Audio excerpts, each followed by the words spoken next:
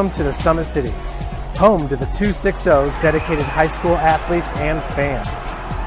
Each victory and celebration captured by our camera. Treasure the highlights from the Summit Athletic Conference this season, or complete games live or on demand. After all, nobody's more proud to call Fort Wayne home than SummitCitySports.com.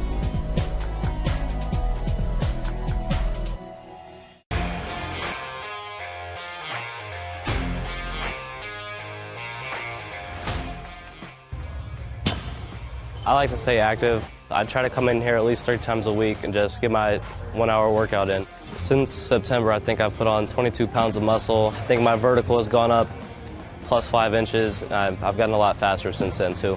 I can hit the ball further. In football, I can push people around more. It's basketball easier too. Just being stronger just makes everything easier. Brandon started with gym rats basketball training. After one of the sessions, he came up to me and he wanted to know if he could do more. So Brandon started the Edge program in November, in addition to the club training he was doing, because it offers personalized programming for his athletic goals. PSN Performance uses a long-term athletic development pyramid. At such a young age, it's really good for Brandon to set the foundation of athletic development.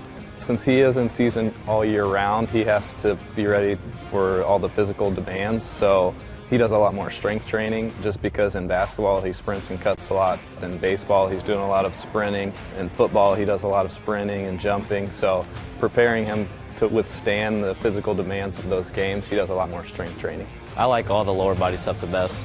I do goblet squats, split squats, back squat, front squat, a lot of those. Tyler knows what's best for me. He always points me in the right direction. He just pushes me to go harder every day. I was once a Southside kid who was led on a journey by high school football. A journey that taught me discipline, toughness, and the skills that made me a success. As a businessman with a CPA license who owns his own firm, I still use the building blocks of high school sports in my everyday life. Someday sports will end no matter what level you reach, but you will be left with the skills to compete in the next game, the game of life.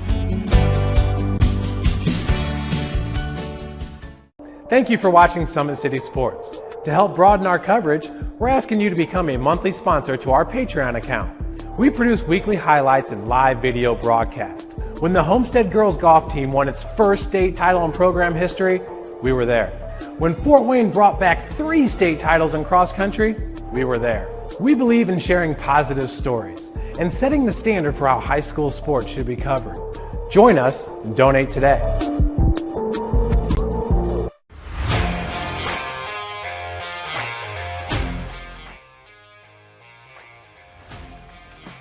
I just want to be the best in basketball. So I want to be the greatest of all time to play women's basketball. So I just know there's people out there working just as much as me. So I just want to keep working hard and keep that intensity going. And so one day I can pursue my dreams of being in the WNBA and playing overseas. So I just want bigger things to come in my life.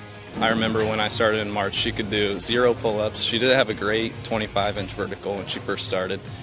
She only weighed 150 pounds. One of our main mottos is do the simple things exceedingly well, and that's where we started. So we started the foundation, building her base, and now we've got to basically the peak of our pyramid of things that we can do with her. So we didn't skip any levels. We did all the basics, and she got really, really good at them, and that's what's led her to become as great as she is at basketball and performance. I've watched her grow, the confidence-wise, the strength-wise, the jumping ability, her footwork. It's really amazing to kind of watch for a girl her size, being 6'3", 6'4", to move like she can move and do the thing and be as agile as she is, along with the strength. Here at Always 100, we have different things that we provide each week with our elite training, working on things that can help them get a scholarship in the future if they don't have one right now.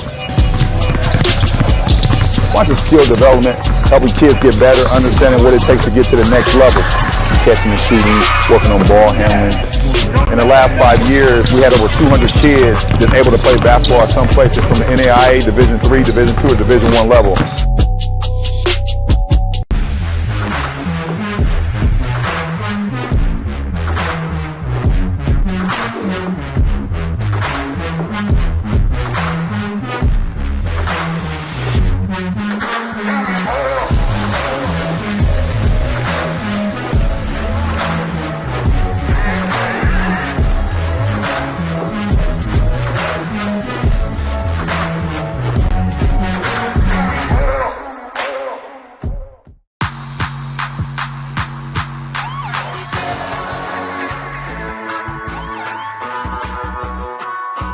I choose to do whole body cryotherapy after practices, games, and training.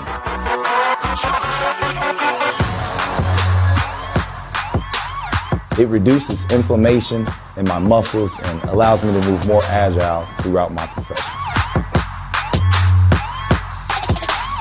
I became a believer in iCryo after my severe injury in college at Notre Dame, tore my ACL, and I was looking for ways to recover, ways to get back on the field.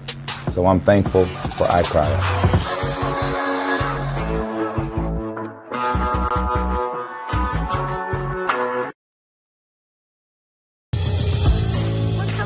Your kids grow up quick, and there's a lot to teach them. Some lessons they won't pick up in school. Some they'll learn the hard way. But when it's time to give them the keys to their finances, we'll be there to help with their first checking account and the tools they need to make sense of their money. And even though they're off on their own, you'll be able to check in to see how they're doing. Raising your children is important, and teaching them about money is a big deal. So ProFed makes it easy. Federally insured by the NCUA, Equal Housing Lender. Welcome in, everybody, to Young Stadium here in New Haven, Indiana.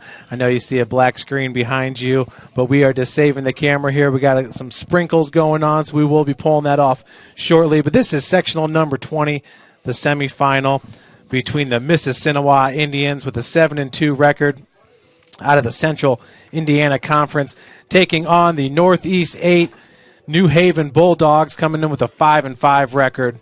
Bulldogs are coached by Kyle Boer, who's in his first year with the team, entering today 5-5, and this is his fourth year coaching overall.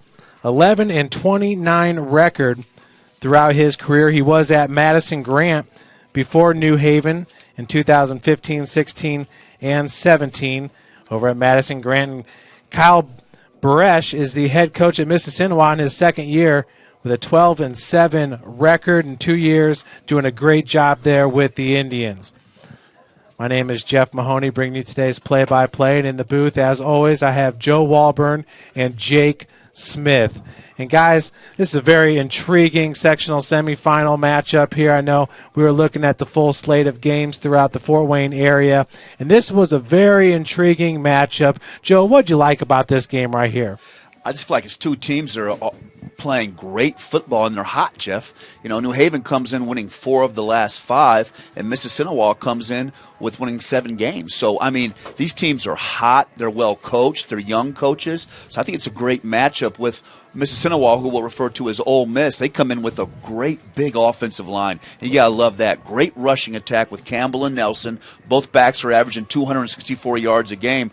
But if I'm Ole Miss, I like the fact that I'm big up front. I got bookend tackles that are 6'2", 285, and Antonio Smith. And I like Gavin Blake, 6'1", 265. So Ole Miss is a team that averages over 300 yards rushing a game. Very disciplined, plays hard, won't turn the football over, and is on a hot streak. And as far as New Haven, I feel like with New Haven, Jake, I'm going to let you comment a little bit more on this, but I feel like with New Haven is that pistol is starting to really come together. We know how great Jakar Williams is. Jakar comes in with 20 touchdowns this year between 13 passing and 7 rushing. We know how good Jakar has been, Jeff, but I also like the fact that Jakar only has 6 turnovers. So I feel like, Jake, that, you know, for New Haven, you can comment on it, how good that pistol's coming together with Jakar at the quarterback and great weapons with Sanders and Graham. Yes, I'm with you there, Joe. And going back to Jakar, big guy, 6'4", 230, 240, depending on when you weigh him. Big arm, watching him out here in warm-ups. He's got a spin on the ball when he comes over the top. We made some recognition of him to like a Ben Roethlisberger-type body. He's going to move around in the pocket. And then he is a little bit more mobile than some would give him credit for. If he gets outside or even slide steps up in the pocket, takes off and runs, he's going to be a tough guy to bring down. So, in my opinion, this game is kind of a Jakar versus Campbell game. And when we get back and talk about Ole Miss in a second, we'll talk about him. But I think Jakar is the centerpiece there. And obviously, my favorite formation is the pistol and any type of pistol offset. So I've done a lot of scheming for this game this week with different pistol formations. And quickly on that, what you're going to see with the New Haven offense is what a lot of people would call the pistol pro. Really conventional pistol. You'll have a single back alignment behind him with a 1x2 or 2x1 wide receiver set. This is going to seem familiar to some of you folks that watch Snyder games, but the difference is you've got a different style back, and you've got a different style quarterback, so they're going to hand the ball off a little bit different with their reads and keys. Listening to the Northeast Indiana game night, a very good point that was made on that broadcast was maybe if the rain starts coming back down, and it's not pouring here right now, but maybe if it does, you could see some read keep with the quarterback because Jakar's such a big body guy and can handle his business out there. That's a great point, Jeff, and I think you guys talked about it, you and Casey.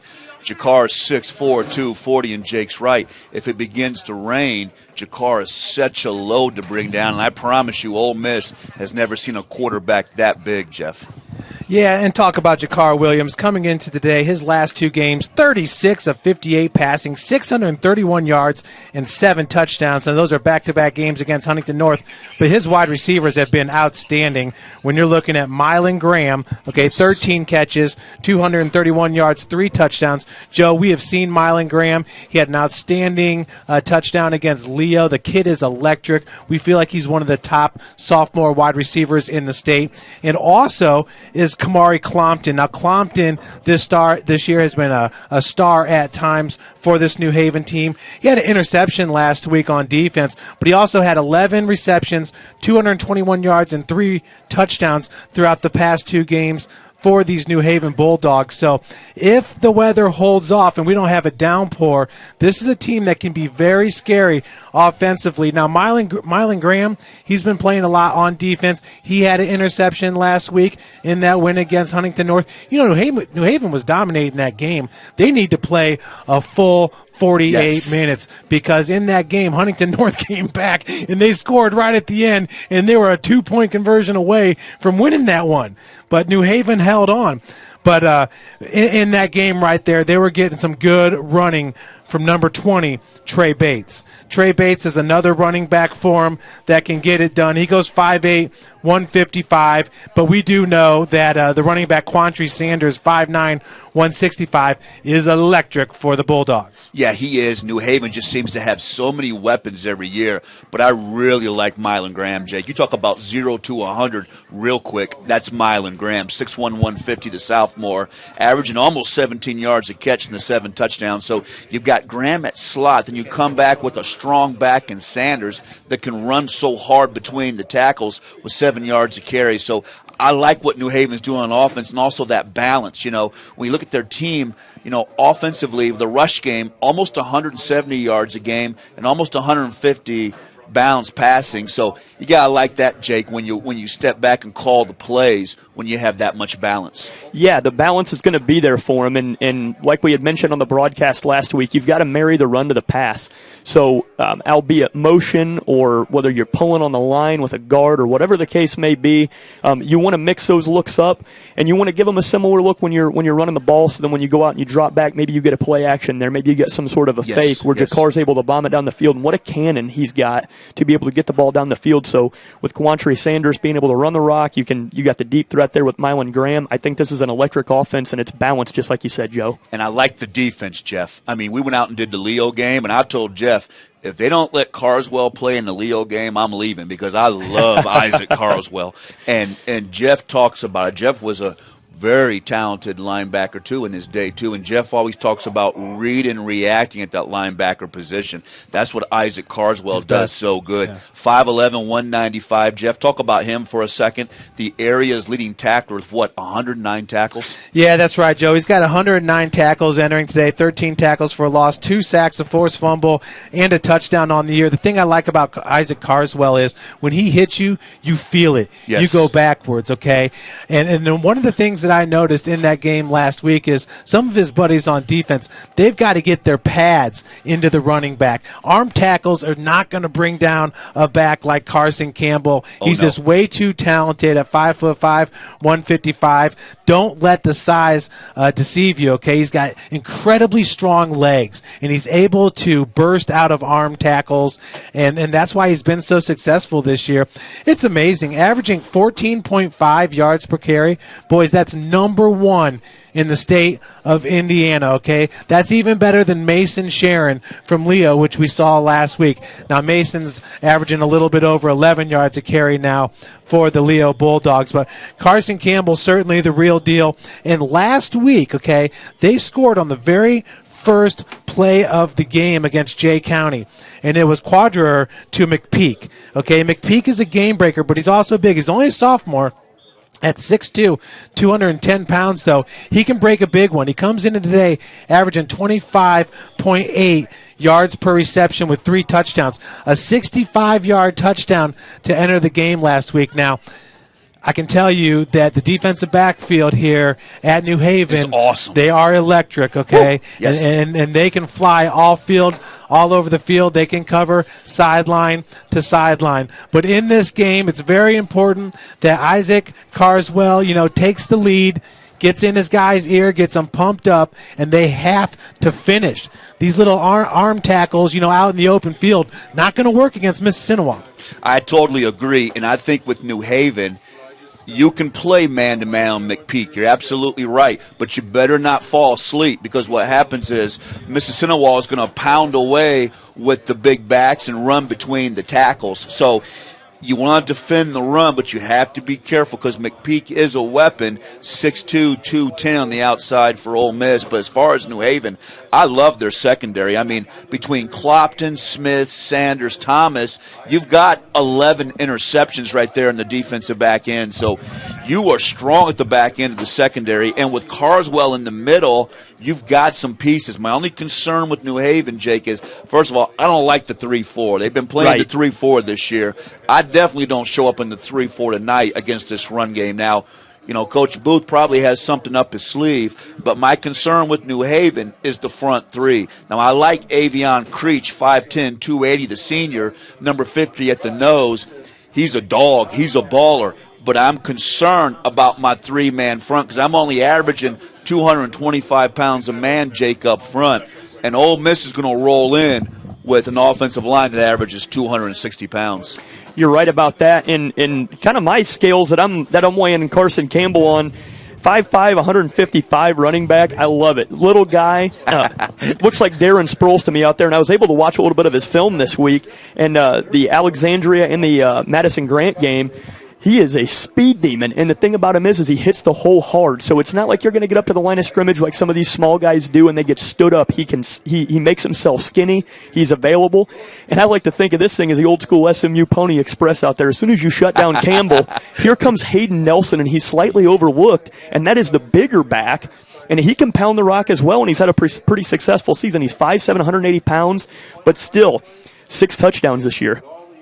Do they interexchange the backs, Jake? I mean, do they really interexchange those, or does Campbell kind of go a series and Nelson goes a series, or how do they play off those backs? Because when you look at it, I was telling Jeff, man, 2 guys that have 264 yards of rushing, that's a couple of really good pieces. Yeah, the way that I saw the film that I did watch, and keep in mind this is only a couple of games, Campbell gets the majority of the carries, and once he needs fresh legs, they're going to bring in Nelson and pound the rock a little harder. The rushing attack's fantastic, but going back to your point about New Haven, you've got Carswell, what a great tackler, and if that secondary is everything that you guys say they are, and I believe you, you've got some two-way players there with Kawantri Sanders. If they can come downhill and tackle in the open field and keep these guys from getting those full legs of speed underneath them, they could plow down that rushing attack.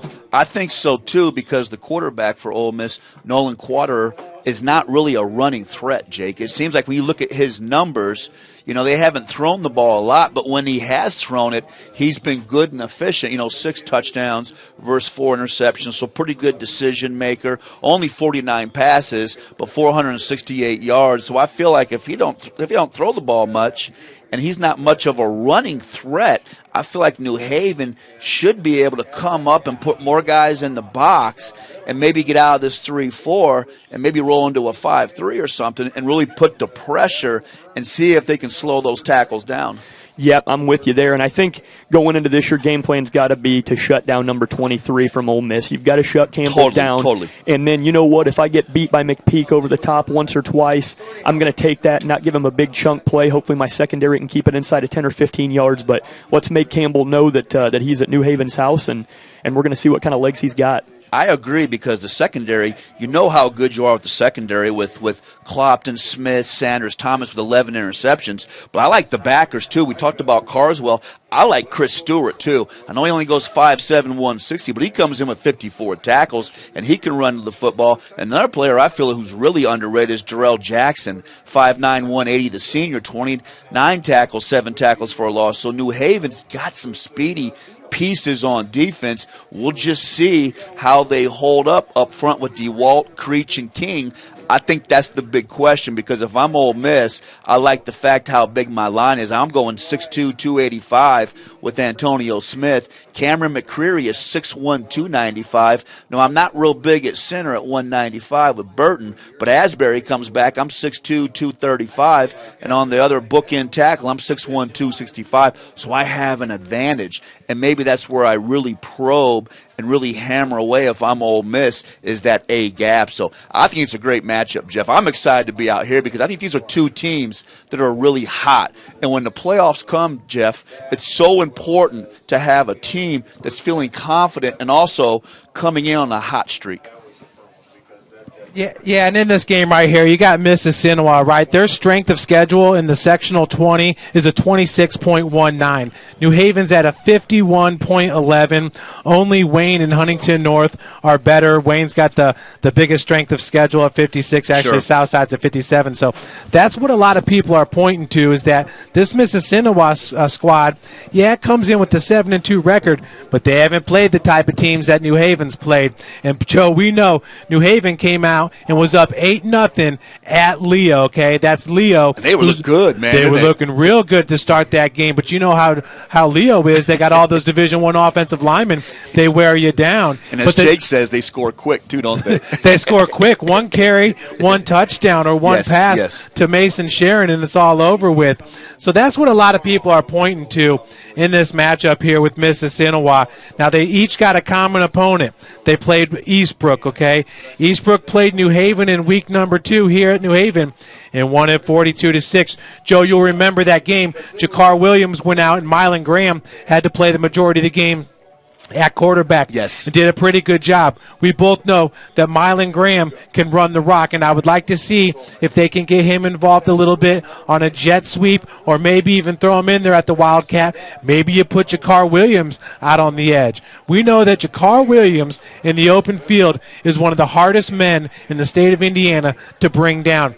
Shoot, when he was playing against Leo, okay, they had the big boys like Landon Livingston and DJ Allen caving down on him, and he was stiff-arming them, Joe, and getting out of some of those sacks. So it's amazing. But then the next week, Eastbrook, they hosted Mississinewa, beat them 47-6. So they beat New Haven 42-6 and beat Mississinewa 42-7. I'm thinking, wow, we picked the right matchup because this is going to be a close game. But when you go to John Harrell, they're picking Mississinewa to win it 35-28. I'm not so sure. New Haven won the last meeting between these two back on August 28th of 2020, 22-14, and New Haven leads the series 3-2 over Mississinewa. So I'm loving this game right here, but honestly, Joe, I wanted to get back out here because I wanted to come out and see Jakar Williams play again.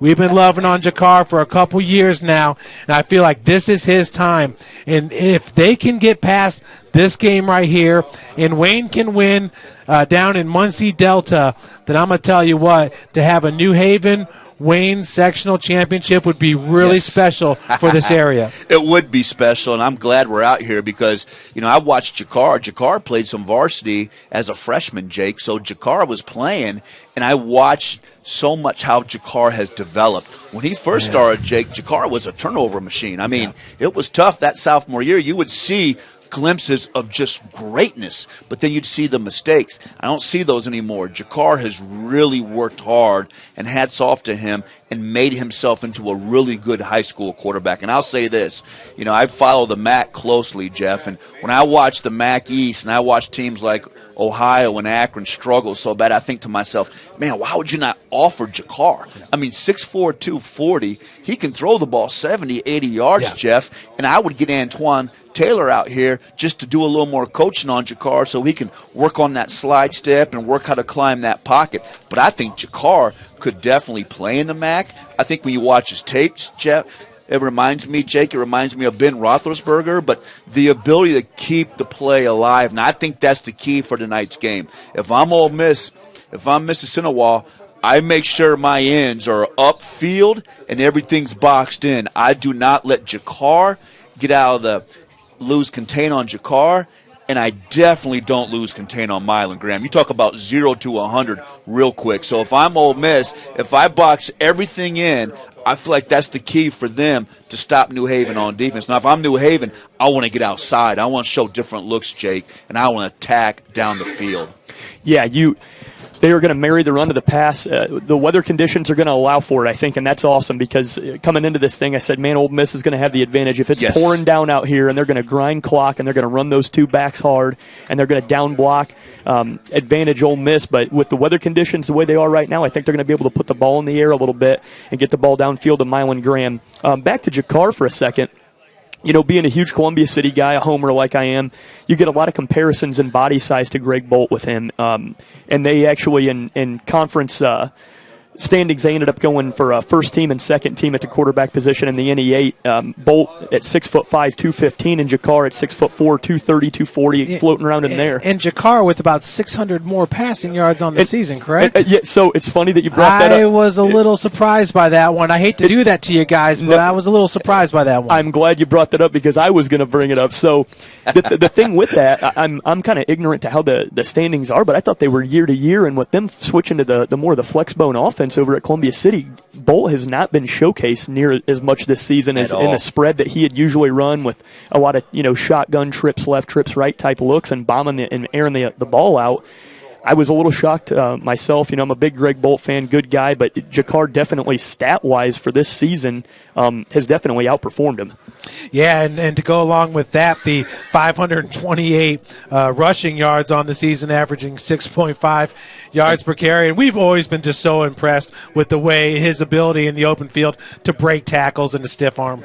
And for both quarterbacks, for Greg Bolt and Jakar Williams, they played their senior year with new offenses. So I was impressed with that because in my senior year, I played in a new offense, and I struggled. I thought it was difficult because there were so many different checks and different things. And, Jakar in the pistol here, and then with what Greg's playing up there with that flex bone, which I don't like that flex bone for Greg, but, that's me. But to see both quarterbacks, though, Jake, play in new offenses this year. And talk about that, man. I mean, that's not easy. I struggled with that. We went from the run and shoot more. We brought the slots in, and they said, Joe, it's not going to change much. Don't worry about it. Are you kidding me? It changed everything we did that year. It takes a lot of mental toughness to do that. And, and the quarterback position, there's already so much added pressure from the media and from the fans and from the parents and everything. You're scrutinized under the microscope. So to add in a new offensive scheme for both those guys says a lot about the moxie of both of them.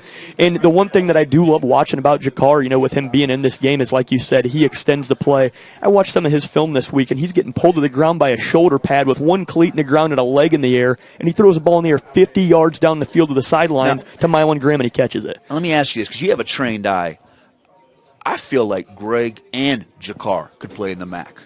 I mean, I don't know where the offers are or what's going on, but when I watch and study the MAC tape, and I see how big and strong. I mean, I watched Greg Bolt, drop 60, 70-yard fade routes on Saturday mornings with you, and we just sit over there and impress. But the same thing with Jakar. That's, to me, I'm looking for a big, strong quarterback, but both those quarterbacks are so athletic. They're so athletic. It's crazy to me that guys that big are so athletic to the run game to the inside or outside. They both have a great play fake. They both can extend the play. They both have a low pad level when they do run and take off with the ball. And then they can. The big thing is they can make those MAC throws. I mean, just like you said, not just the deep ball. They can both throw the out route. They can both throw ins, posts, fades. You name it, they can read coverages. I mean, these are definitely, in my opinion, the best two quarterbacks in the NE8, and I think they deserve all the accolades in the world. I'd love to see both of them move on and play D1 somewhere. Yeah, I definitely would, and I agree, because you watch some of that MAC ball, and some of it's at a high level, but some of the teams bringing up the bottoms, like Akron, Ohio, I think, man, you could take a guy like this who's so electric. But as far as Greg Bolt, it's going to be interesting to see how Columbia City, deals with Northridge tonight. Now, I was really surprised last week. Probably the biggest surprise for me, Jake, was that Northridge beat Northwood, because I saw a lot of tape on Northwood last week, and Northwood was awesome. And Northwood had beaten Northridge by 4 touchdowns in the regular season matchup. So I was shocked that Northridge won that game. Now, Jeff and I were up there last year, and we saw a phenomenal game with Leo and Northridge. And I tell you, God bless the Amish folks up there. They know how to build a stadium up there, because that stadium is sweet up there, isn't it, Jeff? The whole complex is unbelievable. Everything's brick, and everything is just perfect. Beautiful. I mean, it is an unbelievable, beautiful complex. And we love being up there with Northridge. But talk for a moment, Jake, about Columbia City and how do they go in there and handle Northridge, and what would you do as far as some of your ideas with the game plan if you're Columbia City tonight? I think on the Northeast Indiana, nailed it right on the head. Think about what we saw last week, guys. It's the same thing. Yes. To see a spread formation and a 2x2 set out of shotgun for the last drive, that was incredible by Leo. And why not? You think about this and being realistic about it. Obviously, no team would want to hear this, but you win, you're playing Leo.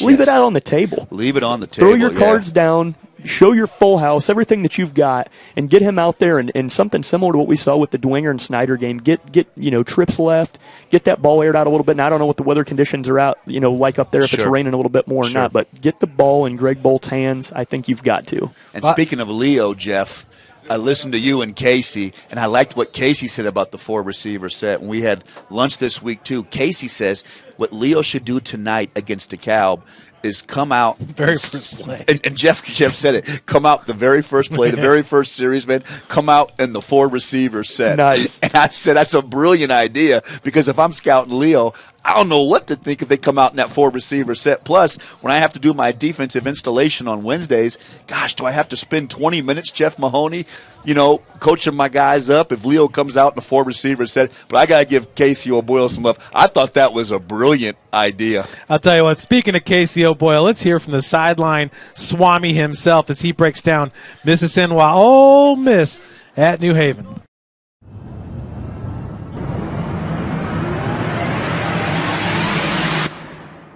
Casey, let's go ahead and move on here to the game that I will be doing, Mississinewa at New Haven.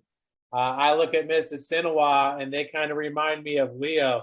Earlier this year when Mason Sharon was our player of the week, I said, oh, my, who could be averaging more yards per carry than Mason Sharon? And it was the Mississinewa running back, Carson Campbell. So What a year that they have had. They can run the rock, man, and they got some big guys on offense and defense. Now, it's really interesting, Casey, because New Haven played Eastbrook in week number 2 and lost, I believe it was 42-7. The next week, Mississinewa played Eastbrook and lost, I think it was like 42-6, or you can reverse those. Yep. Almost identical scores, back-to-back losses to 2A Eastbrook. I think this could be a good game. No doubt. And I think both teams have improved tremendously, especially New Haven. I mean, think about where they've come from the middle part of the season, some of the wins they've put together. First-year coach Kyle Boer's done a great job. They've got a lot of seniors, as does Mississinewa. So this is going to be a fun one. I'm so thankful that you guys are covering it, because this is a game that definitely I will have on one of my many screens tomorrow night. And I think really intriguing matchup between, Mississinewa's, option attack, just pounding the ball between the tackles. And of course, New Haven with Jakar Williams, some of those big play athletes. Can they run the ball consistently? Can they avoid turnovers? Those will be the question marks, penalties. But, Mylan Graham has had a great, season, quiet season. Quantry Sanders, the senior, another playmaker for Leo. And I just think this is a great matchup, and I can't wait to watch. Yeah, what Jakar Williams has done the last 2 weeks, over 600 yards passing, and also Kamari Clompton and Mylan Graham, both of them with over 200 yards passing, multiple touchdowns. Granted, that's against Huntington North, both of those games. But they've really developed their passing game here towards the end of the season. But Casey, with this, we calling for rain on Friday night. And then I look back and I'm thinking, well, early in the season, New Haven had a lot of those drops. Is it going to be hard for this passing game to get going? Yeah, it is. And I think and we tried to take into consideration with our spreads that very fact that, sometimes forecasts change, but as of today, Thursday, it's supposed to be chilly, which is not surprising on the weekend of Halloween, but also rainy. And if it's a steady rain or a heavy rain, you've got to favor the teams that want to run the ball, I think, because they can keep away, especially on turf. They can just try to keep things between the tackles, play 4-down territory up and down the field, because now you run the risk of, errant snaps or a punter, the ball slipping through the hands of a punter. All those things are in play now because of the weather. And I think that's why we went with Mississinewa. But I do agree. I think it's going to be a close contest. Casey, here's your Mason Sharon and Carson Hefner with Campbell and Nelson. The only thing is they don't have an Ethan Crawford and a Caden Miller and all those other guys. That's why they got these gaudy touchdown numbers. But this should be a fun game. And I'm really excited to get back out there and see Jakar Williams in his final year. If this comes to a battle of running the ball, you got to remember Mylan Graham here can run with the best of them. He's a wide receiver, but he also played Wildcat earlier this year.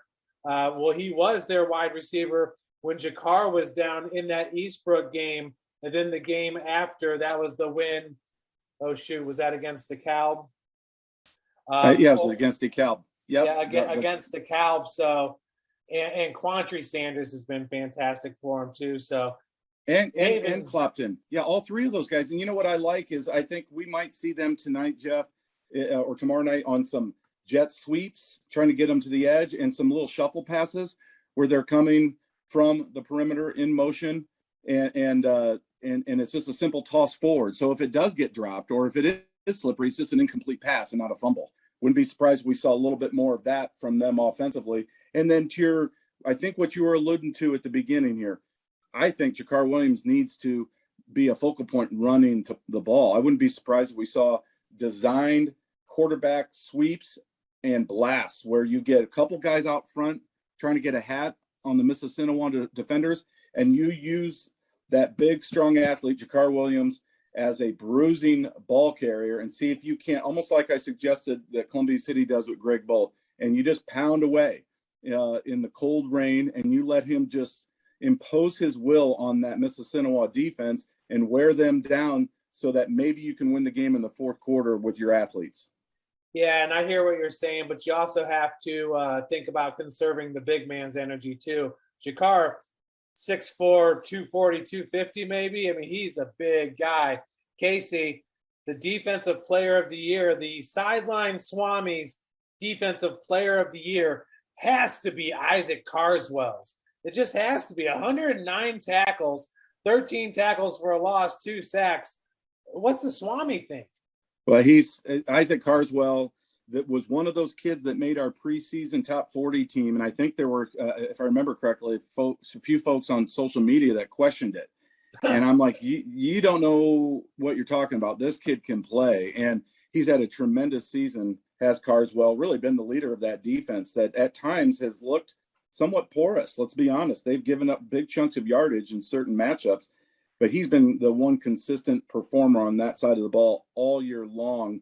I think Jerrell Jackson, number 6, is another guy in the defensive trenches that needs to have a big game in this contest for New Haven. He's kind of a converted running back that I think a couple years ago we felt like this was going to be Jerome Bettis. I even nicknamed him the Bus. I thought he was, number 6, going to be the Jerome Bettis of New Haven football. They kind of found a spot for him now on the defensive side, and I think he needs a big game against Mississinewa. I expect him to try to shoot some gaps, see if he can't use his quickness and get in the backfield. Because what you want to do against Mississinewa is get them out of, off schedule, right?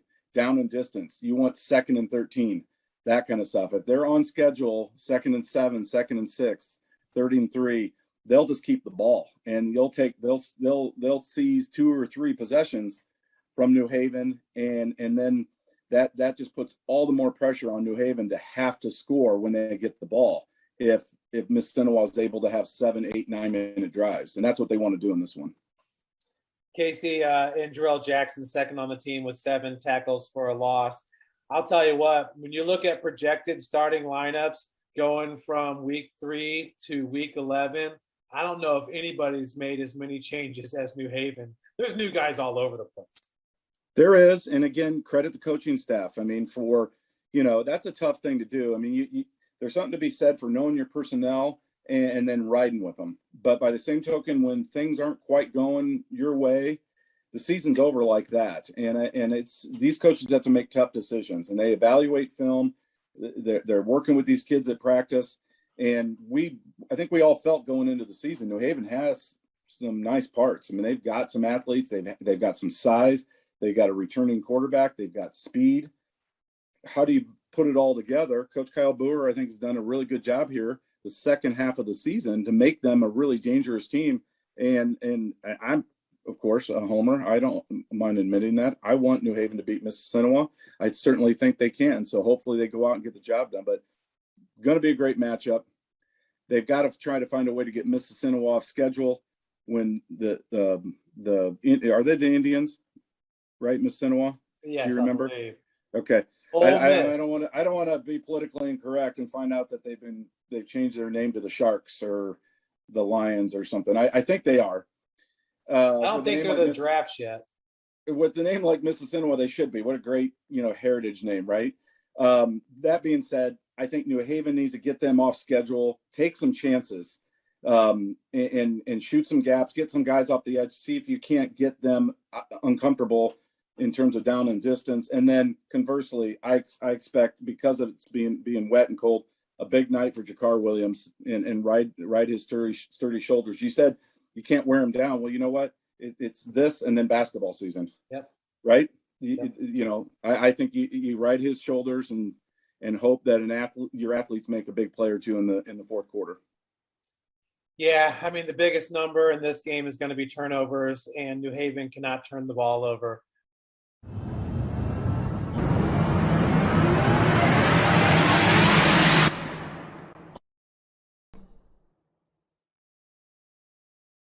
The sidelines, Swami, Casey O'Boyle, and Joe, he said he's going to put out on Twitter an over-under on how many times Joe Walburn says, "I see you out there. I see you, Big Jakar." I know. I tell you what, though, I just want to hats off to Leo and East Noble again, man. Yeah. To me, Jeff, we've done so much football over the years. I mean, to do a game that was that great in the playoffs, then to have, 7, 8 kids that are D1 kids, I thought it was the greatest high school football game I ever saw. Now, Casey says, "Oh, Joe, you feel like that when you see great ones like that."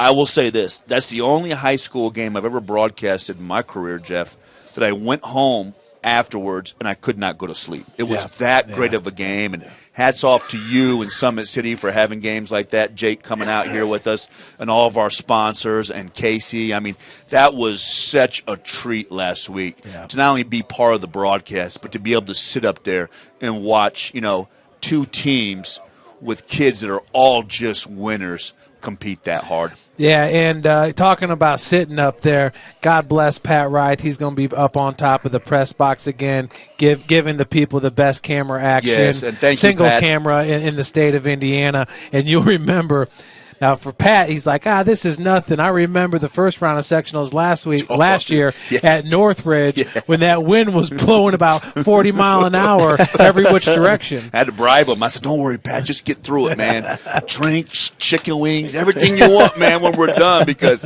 Pat has just gone through some elements. But, Pat, nobody does it better than Pat, and we wouldn't have all this without Pat. So, love your brother, man. Appreciate the effort. But, man, second round already, man. So, I mean, here we go, guys. I mean, we see just heavyweight battle last week with Leo East Noble, but I think this one is going to be sneaky good too, and this one could be another Jeff Mahoney classic. Yeah, and you guys were talking about the sectional and a possible regional matchup, because Leo is going to take on maybe Northridge for a sectional championship. But I wanted to run through some of the area games, and I want to get your guys' take.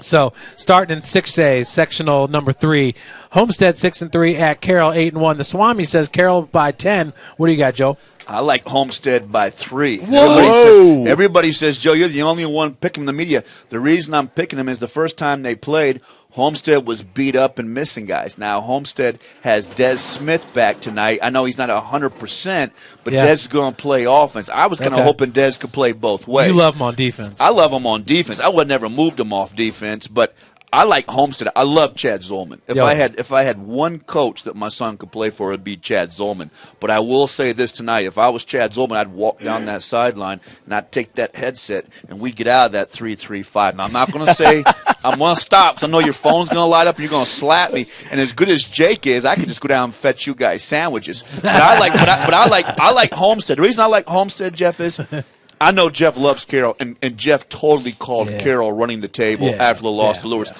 But Homestead outgained Carroll. Homestead feels a little bit slighted, and Homestead's got some dogs. I think the difference in that game, and Jake, you can talk about it, is Jeff Becker versus Peyton Slavin. I think if Peyton Slavin can play well, doesn't have to be A football. If he can play B football and play well, Homestead's got some dogs. And I like. Call me crazy. I like Homestead tonight in the road by 3. Okay. I'm sorry, Jake. Go ahead. No, I think I stunned him with that pick. You guys did stun me a little bit. You guys are stunned. You guys are speechless. When does that happen up here? I agree. It's going to be a tight game, but I'm going with the Becker-led Carroll team by 3. Now, do you think that Jake, though, and Jeff, maybe it's a question for you. You think now that they're in the playoffs, they'll run Becker more and use Becker more? Because they kind of were careful with Becker during the year. Because we've done some years, Jake, where it felt like Becker was just worn out at the end of the year. You think we'll see the full Jeff Becker show tonight, Jeff? Well, yeah, and it's like Casey had said with this preview right here of this game. He said, Jakar Williams, now you just let it all out. He's a senior. Absolutely. Time to just let it go. Jakar, if you got to run him 10, 20 times, then that's what you got to do. We did that Leo game. Jakar got taken out in the fourth quarter. He was a man in the first quarter, started getting a little bit tired in the second, but he's got a full season under his belt. So, yeah, we'll see Jeff Becker. Now, let's go over to Class 5A. Northrop at Snyder. Swami says Snyder by 28. By the way, I think Carroll by 10 is pretty much right on cue. So, Snyder by 28, what do you guys think? I think that's the case. I really like C.J. Davis and Dane Kilby for Northrop, but what Northrop doesn't have this year is up front. They don't have an offensive and defensive line.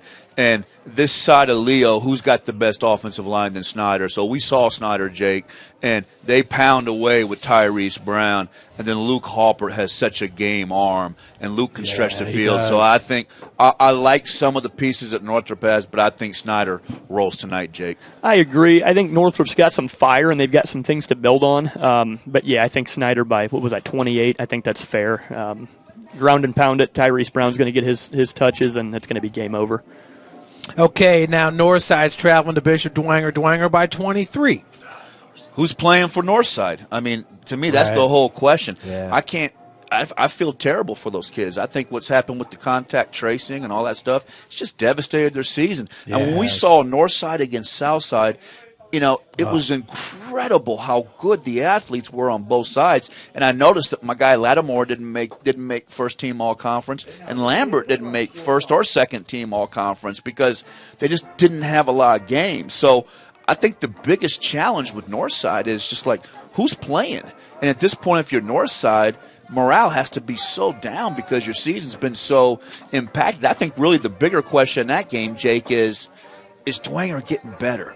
Is Dwenger going to be able to do more on offense? Is Dwenger going to be able to use more of those weapons? Because we sit up here and we're amazed at their weapons. So to me, the question on that game, Jake, is what's going on with Dwenger? You found your quarterback in Dickerson now.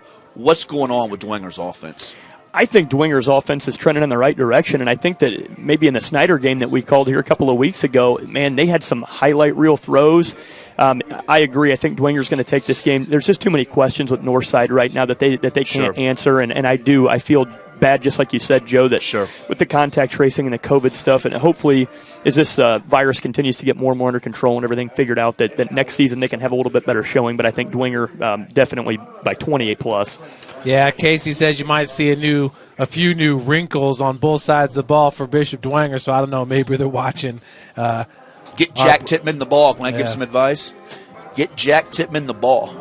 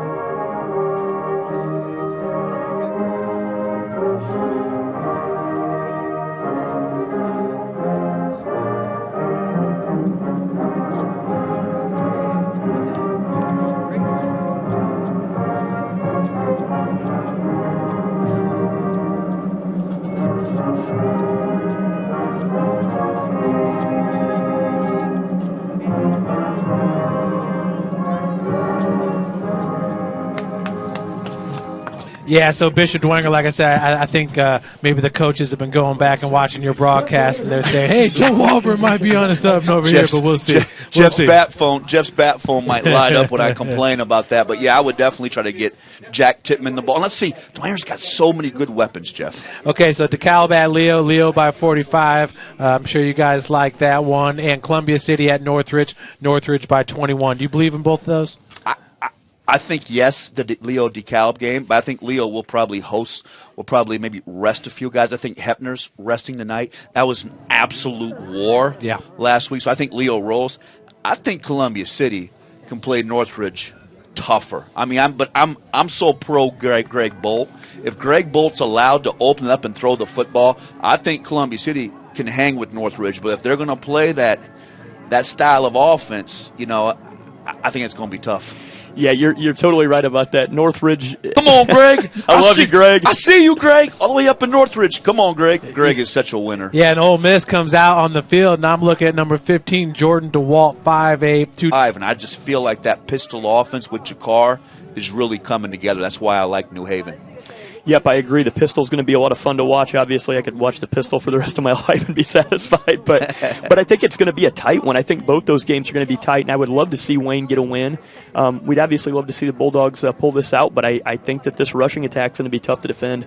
Yeah, and like I said in the preview with Casey, it's all about turnovers in this game. And with the rain coming down the way it is, these wide receivers have to be sure-handed. We can't have any tip balls go right in the hand of Mississinewa DBs, or else this could go Mississinewa's way. But I'm with you, Joe. I kind of like New Haven by 6. And Wayne at Delta, you guys like Wayne to win that game? I like Wayne by 3. I think Wayne's getting some guys back. We had Wayne against Snyder, and everybody said, well, Joe, the score wasn't, Snyder beat them down. There were some moments, Jeff and I, we were picking out those mustard seeds, and Wayne, we really liked that. And there were some moments Wayne looked dominant in that game. So I don't think anybody's better than Coach Haydock. I love Coach in the playoffs. Coach Haydock has a handle on that team. You know that, Joe? Absolutely. Like Jeff always says, some guys are real good in the regular season, and some guys can coach their tail off in the playoffs.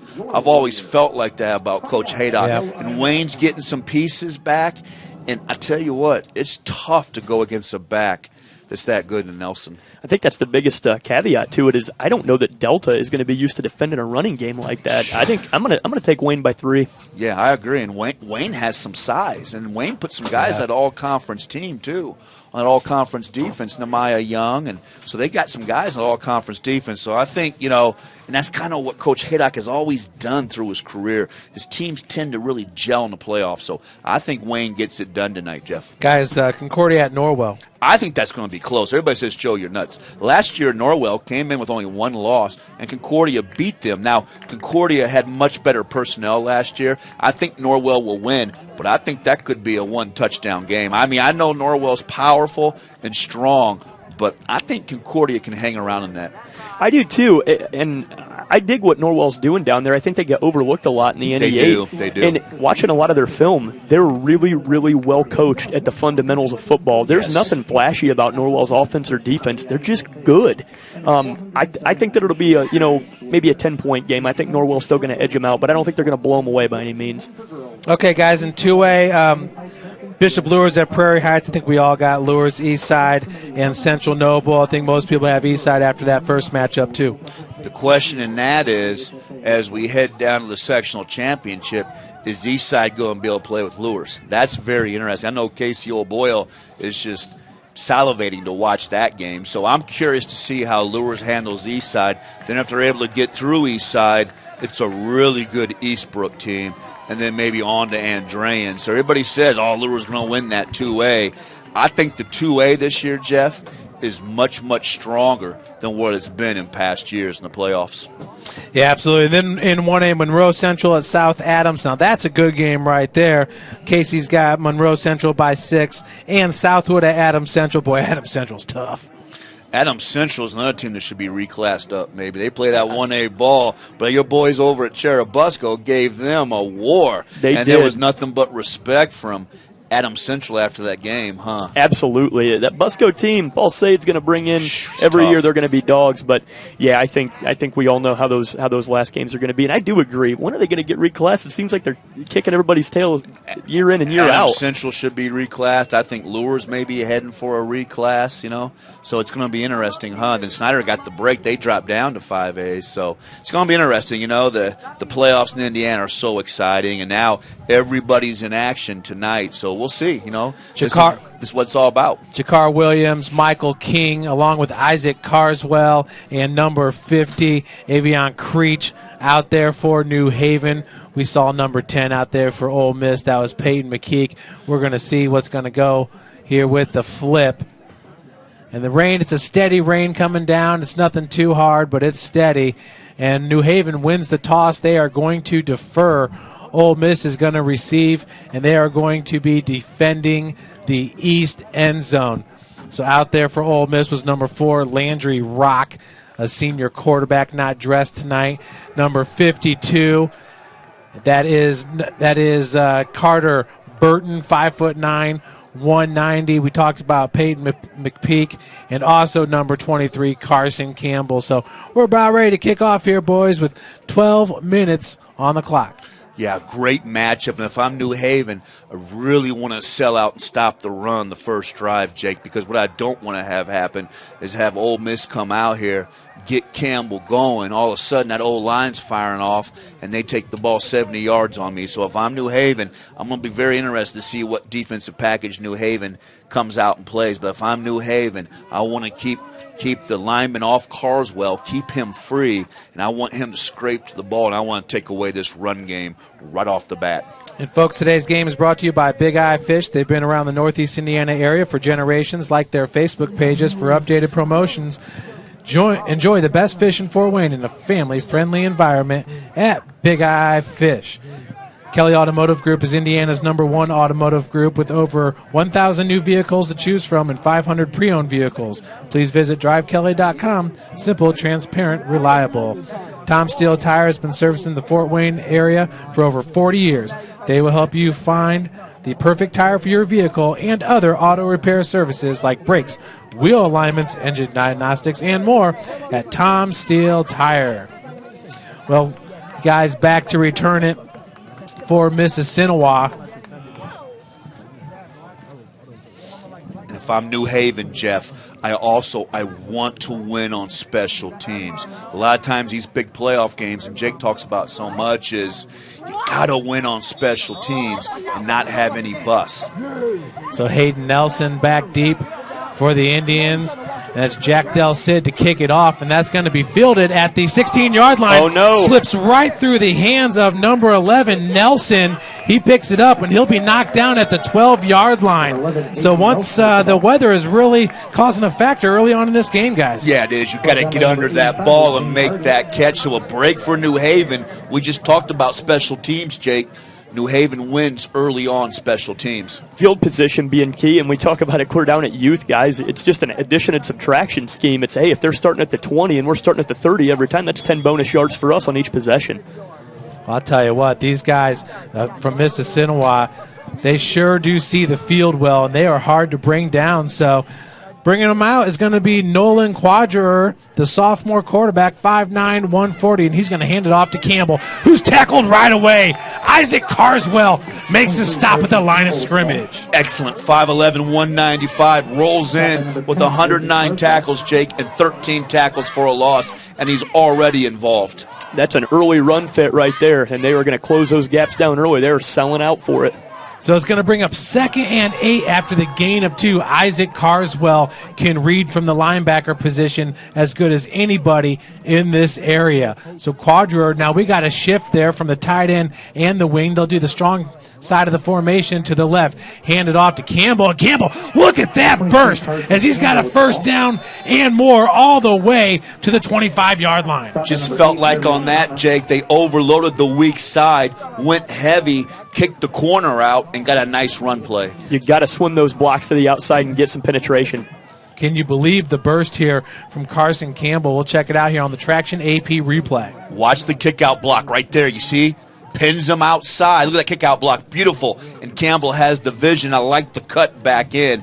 That's Ole Miss football right there. 1st and 10 now from the 25-yard line. Campbell offset left. McPeak in motion. They hand it off, and he's going to follow McPeak. Nowhere to go. Making the stop. That's Isaac Carswell.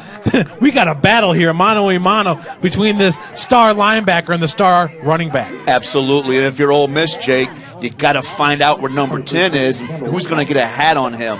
I think those blocking packages are bringing with the wing back and everything. They want to locate him a little bit more as the game goes on.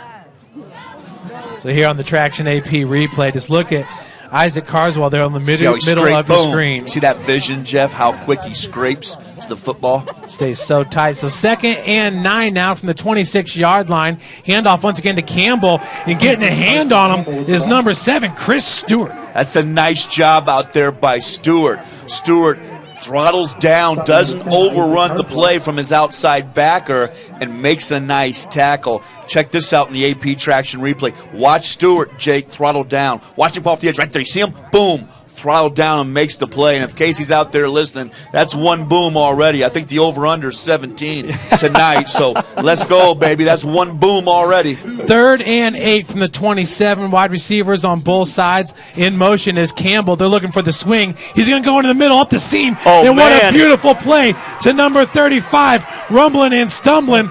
Baden Biddle all the way down to the 19-yard line. Wow, what a play. What a pass that time. And I like it with Biddle. Looked like New Haven, Jake, bit on maybe going to the outside with something in the flat, and Biddle hits it on the seam. I love the play call there. A little rocket motion out the backside, and quarterback's throwing motion there. Quadrer, a little strange, but he's got a beautiful spiral. It was a great ball. He led his receiver, and here we go. We're down inside of the 20. Joe, I absolutely love that play call, and we've been calling for that in the Fort Wayne area all year long. Get your big guys up the middle in the seam. Spread it out. 1st and 10 now, ball at the New Haven 20-yard line. It's going to be Quadrer out of the shotgun all alone in the backfield. And on motion is Campbell. It takes a handoff. Ooh, and he's stuffed. That time by Quantrey Sanders, number 4. Yeah, and that's good defense that time by Sanders. Sanders is a dog out there, but it's going to be so important for New Haven to keep the discipline, keep the contain. And on that big pass play, New Haven put their eyes in the backfield and went to the flat. So important for New Haven. When you play a run team like this, Jake, they can almost just put you to sleep with that run motion. Yep, and that jet sweep right there, I've always called that play a play that just, hey, give me 2 yards on it and I'm good. Let's see how they marry it to the pass. 2nd and 7 now from the New Haven 17-yard line. This time in motion is Biddle. They hand it off to Campbell. Huge hole. And making the tackle is going to be, is that Cart? No, that's the defensive lineman. And right there, you married a run to a run, so you bring that jet motion again, and what happens? Outside backer has to come down and keep contain on that jet sweep guy, but they can hand the ball back off inside. Opens up a nice hole there for a modular gain. It's a great point because the outside backer has to go with that jet sweep, so all you have left is the inside, Jeff. Going to bring up 3rd and 2 from the 12. Hand off to Campbell. He's almost automatic. Great job coming up to make that tackle, but that should be a first down. Sanders once again with the stop. Yeah, that's going to be close, but check it out in the Traction AP replay. I love when my strong safety like Sanders can come up and make a play like this. Watch Sanders come down and stop this play. Watch it right there. Look at that. Beautiful breakdown tackle. So I guess he did get the first down, but that's good football out of my safeties if I'm New Haven.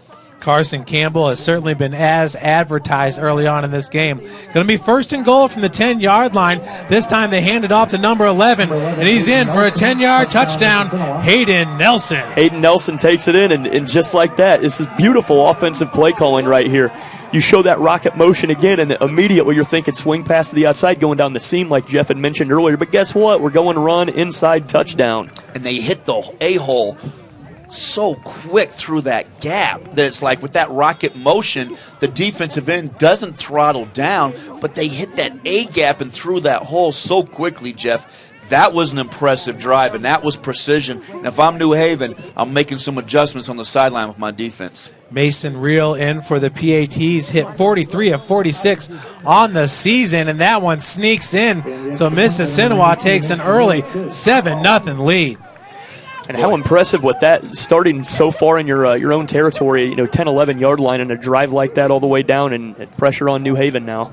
How big was the pass play? New Haven had the eyes in the backfield, chased it back to the flat, and they came back and hit Biddle on the seam route. So, boy, you see a little bit of all the things that Ole Miss can do on that drive. So very impressive. Now, if I'm New Haven, I tell Jakar, you better get lathered up, baby. We got to go because good teams answer, and I think New Haven's going to need some points tonight, Jeff. But, wow, for that to start on their own 12-yard line. And I'll tell you what, loved that play, hitting Big Biddle up the seam for the big play right there. I mean, that was a difference of 50 yards.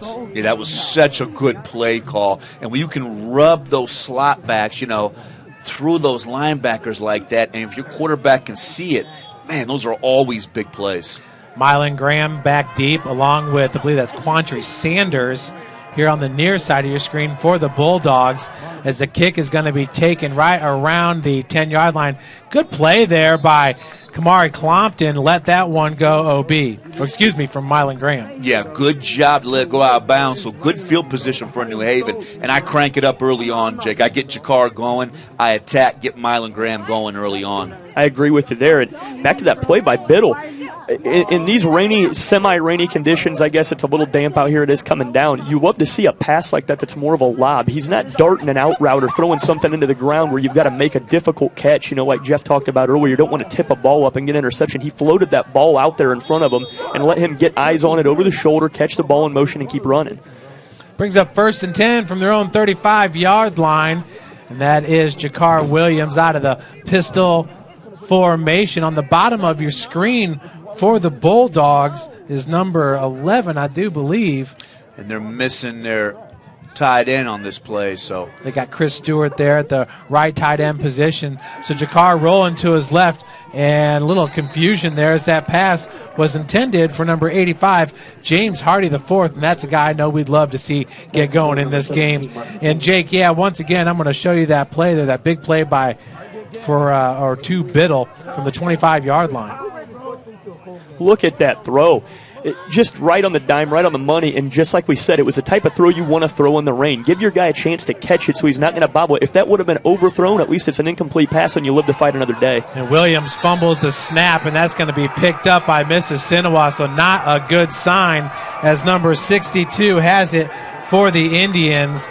Wow. Let's check that on the Traction AP replay. Antonio Smith. Yeah, boy, Antonio Smith is a monster, 6'2", 285. I don't know if Jakar was ready for the snap or if he dropped it or what happened on that, Jeff, but that's a big turnover early on. It never got to him. Never got to him? Oh, you're right. Never got to him. That's that slippery ball, you know. Yeah, and there was confusion on the alignment out there too that got their nerves messed up too. Man, now you hate that because, you know, you've got 7 minutes still left in the first quarter, and it feels like danger time for New Haven, Jeff. Absolutely. 1st and 10 from the 32-yard line here, and the handoff goes to Campbell. He'll be stuffed. That's going to be a gain of about 2 yards on the play. And they're doing a nice job with that, Jake. When it's ISO football out of the pistol, they have no problem. Where the problem is when they bring that motion. Yep, I agree. And you got to love the number 6 quarterback out there, 5'9", 140 pounds. Not the biggest guy, but they just doesn't seem like early on they're asking him to do too much. He's playing loose with a great throw, and his snaps, his handoffs look really tight. 2nd and 8 now from the Bulldog 30-yard line. Campbell offset left this time of Nolan Quadra, tight formation. Campbell's going to follow his blockers. He's got room to run. Evades one tackle, gets the outside, cuts it back in. And look how Campbell does not want to go out of bounds. Takes it all the way to the 9-yard line, gain of 21. He's as advertised. I keep saying he looks like Darren Sproles out there. He's 5'5", 155, but his legs are tree trunks. He runs the low pad level, lower than you would expect for a short guy. You cannot let him get outside. Yeah, on that traction AP replay, they pull the tackle and the tight end from the backside, Jake, and just wham down. And, boy, it's hard to find that 5'5", 155 behind those big offensive linemen. 1st and goal from the 9-yard line here for the Indians on their 2nd drive of the game. This following the turnover. Handoff goes to Campbell. Campbell spins off a tackle, and that's what I'm talking about right there. You have got to wrap up. Wow, can you say feet? Yeah, check this out in the traction AP replay. You talk about picking them up and putting them down. Woo, I see you, Campbell. Wow, check this out in the traction AP replay. Watch the feet on this. Gets the handoff, busts through the hole right there. Woo, woo, woo, woo. You see the feet and the spin on that, and didn't even lose anything on his stride in the way to power into the end zone. Wow, that was a good run. Yeah, and you saw what I talked about. You dipping the shoulder right there. If you don't wrap up on Carson Campbell, he's going to make you pay all game long as the PAT is good. Tell you what, I might have to go down there and give these boys a pep talk for New Haven, but they got to get going. But you're right, Jeff. You got to wrap up. And turnovers, those early turnovers just kill you, Jake. Yeah, that cut step was beautiful. He came back over. He's looking like Barry Sanders out there. They've got to break down, get those feet buzzed at a lower pad level. And here's the thing. A lot of guys want to talk about, these running backs, these smaller guys, it's not like a Tyrese Brown. It's a whole different animal. He's small, he's slippery, and he also runs with low alignment. So it's going to be tough to tackle him. You're going to have to get ankles on this guy. Yeah, 23 touchdown runs, averaging over 14 yards a carry. And, Jeff, you said it. We didn't know if we were going to come across anybody that averaged the yardage that Mason Sharon did per carry. And here's a kid that does it. And, man, 5'5", 155. But you're right. He is difficult to bring down. New Haven's in trouble early on. And this next drive for New Haven is so important that they get going and get some points. Mason Reel to kick it off, number 92 for Mississinewa. He's just a sophomore. And guys, it's so impressive. Campbell has a great season. You're thinking, he plays in a weak conference. That's the second one that's going to go out of bounds. But you know what? The guy is low to the ground, and he's really, really hard to tackle. We talked about his lower body strength, and we're seeing that. His burst is what I guess maybe I underestimated. He's got a real quick burst. And the one thing to say about that is, last year it kind of reminds you of a Caden Miller type, who's low to the ground, so he can get that pad level. But for him to stay healthy the way he has, with the amount of carries, this is a pleasure to see. So it's going to be 1st and 10 from their own 35-yard line. Jakar Williams, pistol formation, hands it off. That's Quantry Sanders. Sanders with a gain of 7 on the play, and that's how you finish right there by number 11, Hayden Nelson. Yeah, that's a good tackle for Nelson to come over and make that tackle. But I like the play call, Jake, because they attack the edge, get a nice block out there from the tight end.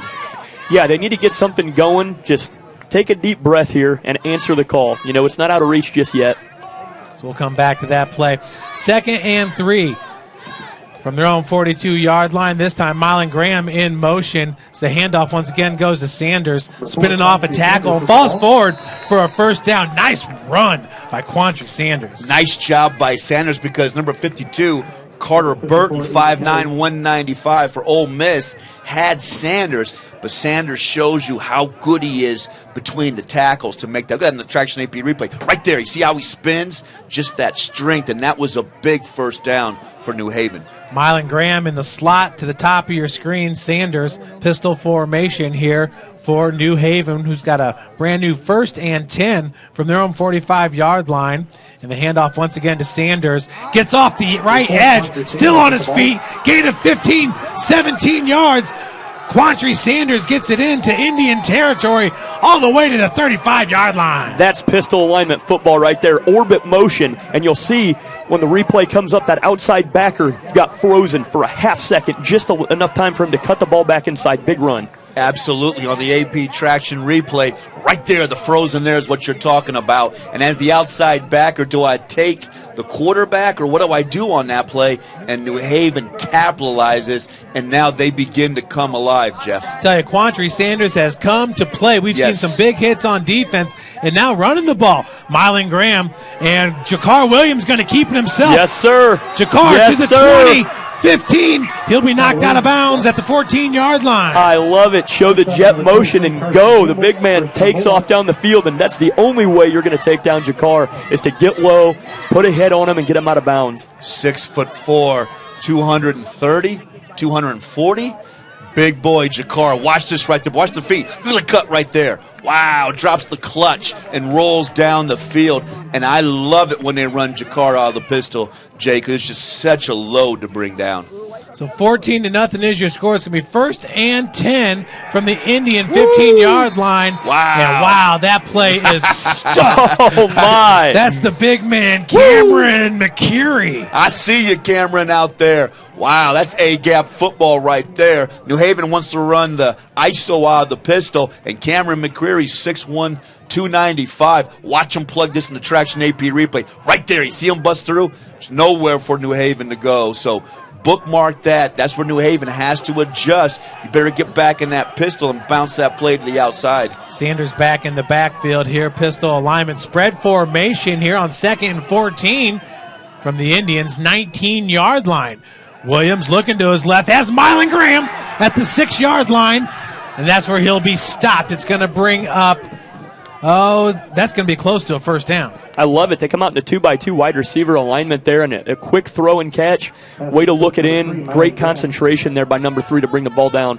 And I think New Haven can do that all game long, Jeff. And if I'm Ole Miss, that's so difficult to defend because Jakar gets rid of that football so quick. Guys, New Haven keeps snapping the ball with about 20 to 15 seconds left on the play clock. And look, we got a false start there. Is that encroachment on the defense? That's going to be encroachment. Jakar changes the snap count, and that's encroachment on the left defensive tackle down there. So that's a break for New Haven. But that's a nice observation for you, Jeff. And I agree. When I see a team, Jake, that gets up to the line of scrimmage, they snap that ball with 20 seconds. They've got some tempo. 1st and goal from the 2nd, and Quantry Sanders is going to be stuffed. That's going to be no gain.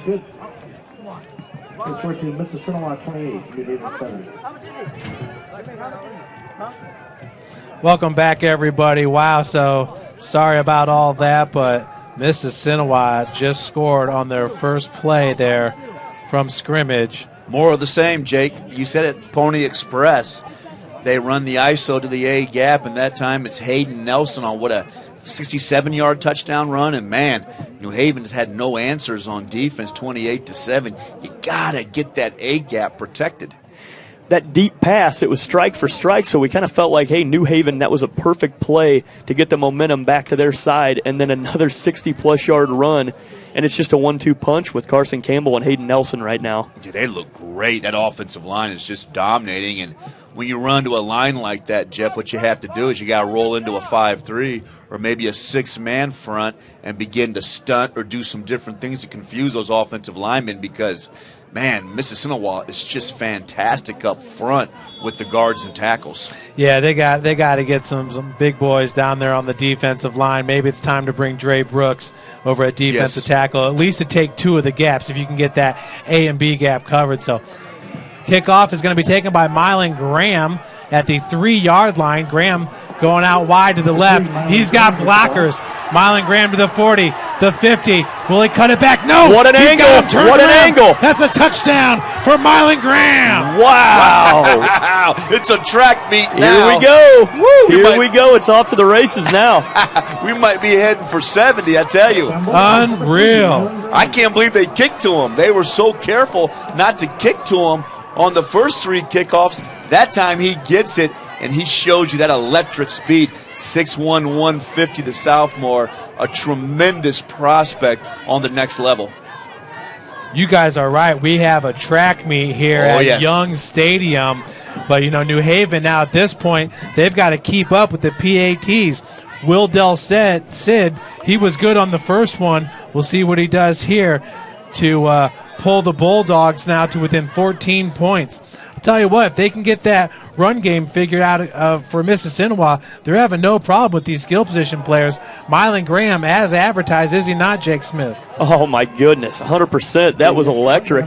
And then one thing that we probably overlooked a little bit was getting those situations and not getting an illegal block in the back. There was a really nice face-to-face block down the sideline. All he needed was one. What a great angle he took. I was a little surprised with how he cut it almost over the back shoulder down there about the 10, and I'm going, man. And then he just takes off, and now I see the speed they're talking about. So electric, and I'm surprised they kicked to him, but that's a tremendous answer for New Haven. Now, if I'm New Haven, I stop playing around. I get in a 5-man or a 6-man front. I roll Quantre Sanders up to the point of attack to the wide side, and I say I'm done playing. I'll play man-to-man on the wide receivers in the slots.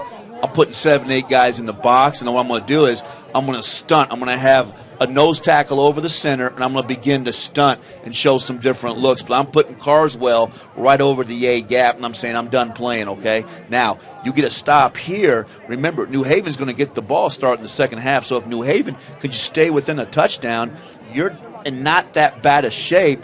Looking at the onslaught you've really taken on early on. But, man, 42 points in the first quarter, Jeff. This reminds me of your Northside Carroll game last year, man. Unbelievable. Mylan Graham making it happen here for New Haven. Now, just think about it. What if they would have scored with Quantre Sanders? I know. Instead of that interception. So much for Tommy with the over-under in the rain, right? The offenses are just getting after it. So first and 10, the kickoff is going to be fielded. It's going to be Nelson taking it off the bounce at the 16-yard line. He's got blockers in front of him, running over Bulldogs. Finally brought down. That was number 9 for New Haven, Jay Mayers. Good thing Mayers gets him because I thought he was going to have a big play. So good field position again for Ole Miss. Now, if I'm New Haven, we've got to tackle and we've got to slow down this run game.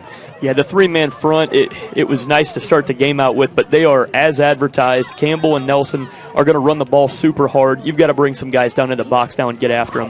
Yeah, I sell out here, and New Haven's playing that 3-man front. You've got to roll into a 5-man or 6-man front. First and 10 from their own 37-yard line for Quadrer. Going to hand it off to his man Campbell. Slips up. It's going to be a gain of about 1 yard. Boy, even when you think he might be stopped for a loss or at the line of scrimmage, he gets a yard. Yeah, he's so good with his feet. But watch Chris Stewart that time, the Traction AP replay, number 7 from the outside backer. Stewart does a great job of making him turn in, and he makes that tackle. So good job by Stewart, and these outside backers are going to have to be a factor against this run game. Second down and 9 for the Indians. 2 wide receivers on the bottom of your screen. The handoff goes to Campbell. Big old hole for Campbell to run through, and Quantre Sanders brings him down, but at the New Haven 48-yard line. So that's going to be a gain of about 12 yards, 14 yards on the play. You know, I've seen a lot of different defensive disguises in 3-4 trying to get your backers to run downhill to collapse a guy like Campbell, but the problem is he's so shifty and elusive, and then the underestimated offensive line, these 260-pound guys across the line, they're doing a great job. Absolutely dominating the nose tackle for New Haven right now. So, folks, it's first and 10 now from the 49-yard line. That's the adjustment right there. Did you see that one? Looked like Travion Thomas, or I'm sorry, Carswell makes the tackle again, but they're shooting guys, Jeff. Oh, having some issues, huh?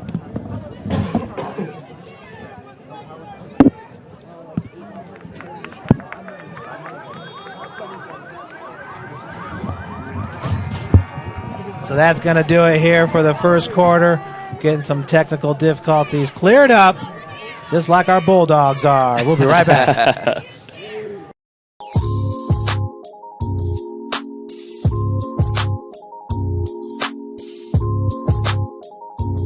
There are tons of benefits to using compression therapy, but my favorite are speeding up muscle recovery, reducing swelling and inflammation, and improving my athletic performance.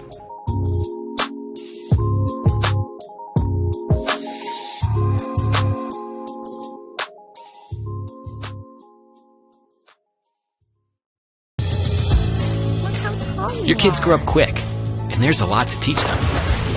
Some lessons they won't pick up in school. Some they'll learn the hard way. But when it's time to give them the keys to their finances, we'll be there to help. With their first checking account and the tools they need to make sense of their money. And even though they're off on their own, you'll be able to check in to see how they're doing. Raising your children is important, and teaching them about money is a big deal. So ProFed makes it easy. Federally insured by the NCUA, Equal Housing.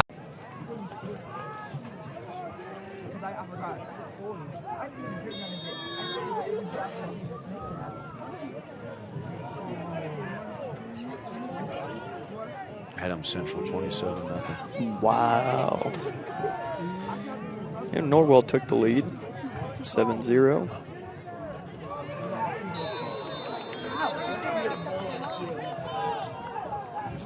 East side's rolling.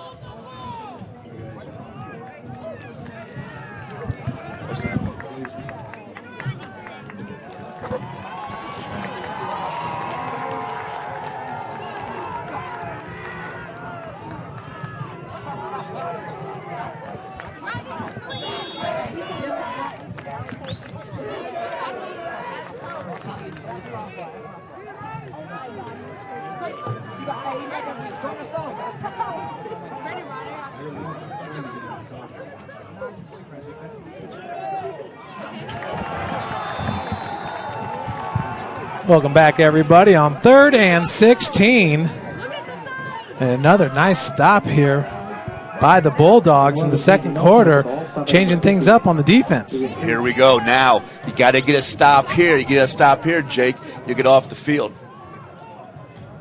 Big play here, a chance for New Haven. Look how much time's left in the second quarter. I mean, this game has just been incredible, the points, but if you get a stop here, if you're New Haven, you're not in that bad a shape for giving up 28 points so fast. And we've seen it on all facets of the ball. We've had an interception, we've had a fumble recovery, we've had big runs, big passes, field position on special teams. So on 3rd and 15. Let's see what they call here. I think it's going to be a false start on Ole Miss here. They're going to discuss it. That would be big. That'd move it 3rd and 20. Let's see what they call. Boy, that Ole Miss offensive line is big. It looked like the play clock had dropped down to 0, and there may have been an issue with it. Maybe that's what the call will be here. We'll see. How big would the stop be here for New Haven, Jeff, to get the ball back after just the onslaught? I'd hate to see what the rushing yards are going to be so far for Ole Miss against New Haven. But, yeah, that's a delay of game. Good call on that, Jake. So 3rd and 20 now.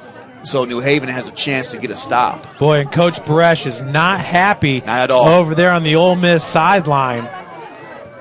So you're 100% right. It's going to bring up 3rd and 20 for the Indians here at their own 41.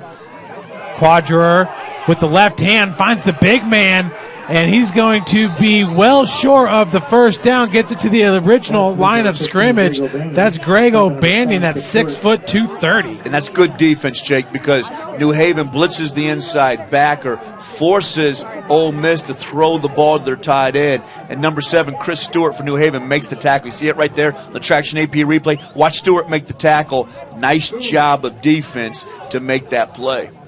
So back deep to return it for the Bulldogs. Looks like Kamari Clompton, number 2. And your punter for Ole Miss is Jackson Ott, only a freshman. Gets that one off, and a beautiful-looking punt, as that's going to spin for New Haven. Indians got to down that ball, and they finally will at the 24-yard line. That was number 52 for Ole Miss, Carter Burton. Yeah, so now a chance for New Haven, Jake. You know, you're down 28-7. You get the big kickoff return. Now you get your offense back in. A chance to make this a one-score game. Get your offense going here.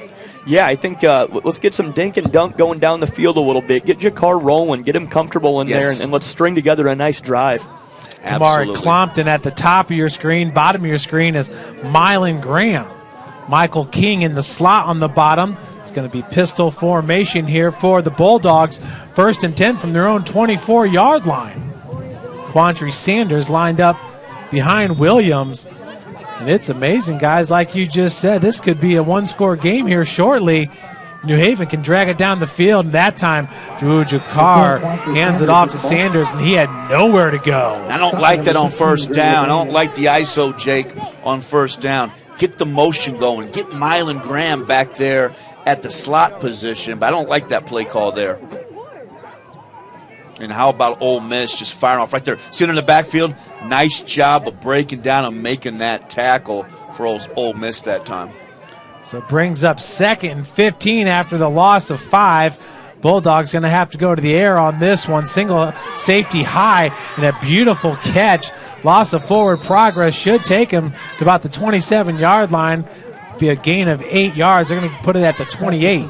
And that's what I would have liked to see on that 1st down play call. You go into Joe's point about the ISO football. Get your tight end down in that 2x2 alignment to start out. If you're going to show it, at least throw it. Great job by Clompton on the catch. So 3rd and 6 now for the Bulldogs. Jakar looking to his left and going to break the pocket. He's got to decide sooner or later if he's going to run or pass. He was taken down by number 7, Jackson Ott. And I wish Jakar would just get a little bit deeper in the pocket. I think it's going to allow him to read things a little bit better. He leaves the pocket that time. I tell you what, I would be tempted to gamble here. I know you think, Joey, you're nuts, but watch this on the Traction AP replay. You see Jakar? I wish he was a little bit deeper, let the play develop a little bit more, because I just hate here for New Haven to punt this ball back to Ole Miss with that run game. Jakar Williams with 29 punts on the season. He's got 3 inside the 20 and a long of 53. Averages 11 yards a punt. On 4th and 3 here for the Bulldogs. That one looked like it was partially tipped. And it's fielded and fumbled. That's going to be New Haven ball. Wow, what a break. At the 47. What a break. New Haven was running guys on the field late, barely got the ball snapped. Looked like somebody tipped it on the block, Jake. And then Ole Miss, you're taught to run away from that. The Ole Miss returner tries to catch it. Wow. There's a big break for New Haven on the turnover. What an interesting result there. A lot of things happened, like you said. They just barely got the snap off, and I think them tipping the ball actually hurt them. It created a little bit of a weird spin axis. You got to get away, yell fire, and run from that thing, and don't try to be a hero there. Yeah, absolutely. And we saw New Haven had the big turnover in the first quarter. Now we see the first turnover for Ole Miss. Let's see if New Haven can capitalize. Williams takes a snap, looking deep, flush out, and he's going deep. Got a man. And wow, Clompton, that was just a little bit out of bounds. That's why if I'm Akron or Ohio, I'm all over him. Watch this in the Traction AP replay. He should have been sacked in the backfield, shoves the defensive lineman off him with his stiff arm, and then proceeds to throw a ball in the air 55 yards. Watch this. Watch this right here. See right there? Boom, get off me. Should have broke down, made the play. And look how far he threw that football. Unbelievable prospect. So 2nd and 10 for the Bulldogs. They got trips on the bottom of your screen.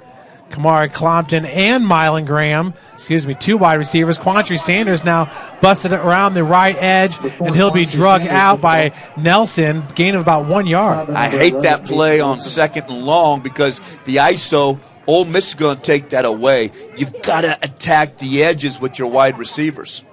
And that slant's been there. That outside pass game's been there too. So if you're going to show that 2x2 alignment, I think that's a good look for him. The inside-outside ISO run game right now is not working for him. Big 3rd down here, Jeff. Bookmark this play. It's a big one, bud. 3rd and 8 after the 2-yard gain. Graham on the top of your screen. Clompton at the bottom of your screen. In motion there is Mylan Graham. They're going to give it to him on the sweep, and he's got nowhere to run. Nelson grabbed a hold on him, then he was gang tackled. Yeah, it would have been tempting to throw the ball down the field there. I like the idea of getting the ball to Mylan Graham, but I would attack down the field with my wide receivers in the pass game. Yeah, bringing the play side of the field to the short side, I would have liked to see him go stretch there a little bit more if they were going to take that sweep. But yeah, why not show that motion and take a shot? But coaches probably saw something we didn't. It just didn't work out for them, unfortunately. Yeah, and Ole Miss, Jeff, is doing a nice job with their contain on their defense. They're very cognizant of where Graham is at every play. So good defense that time with Ole Miss. 4th and 9. Williams once again to punt it. And this one angling to the left. That's going to go, wow, stays in bounds and will roll all the way to the 21-yard line. So doing a great job there on the punt, Jakar Williams. Yeah, and a big series here for the New Haven defense. You really want to, last time you did a nice job stopping them, so you really want to build upon that because 28-14 feels a lot better than 35-14. So I just don't know how much more you can give up if you're New Haven. It does, and it's so interesting here for the last 5 minutes. We've been talking about how great the offensive football is, and now we've got some gutty defensive stops. So that's why you love football, man. That's why you love football. It's all about the adjustments, right? Man, you got to get on that sideline and say, hey, what are we doing wrong? Get that clipboard out. Let's make some adjustments. What are we doing here? So great game, though. 7:56 left to play here in the second. They're going to go tight here with the formation. Number 10 for Ole Miss, the wing on the top, Peyton McPeak. And we got a timeout. Going to be called by the Indians. We'll take one with them. We'll be right back after this quick break.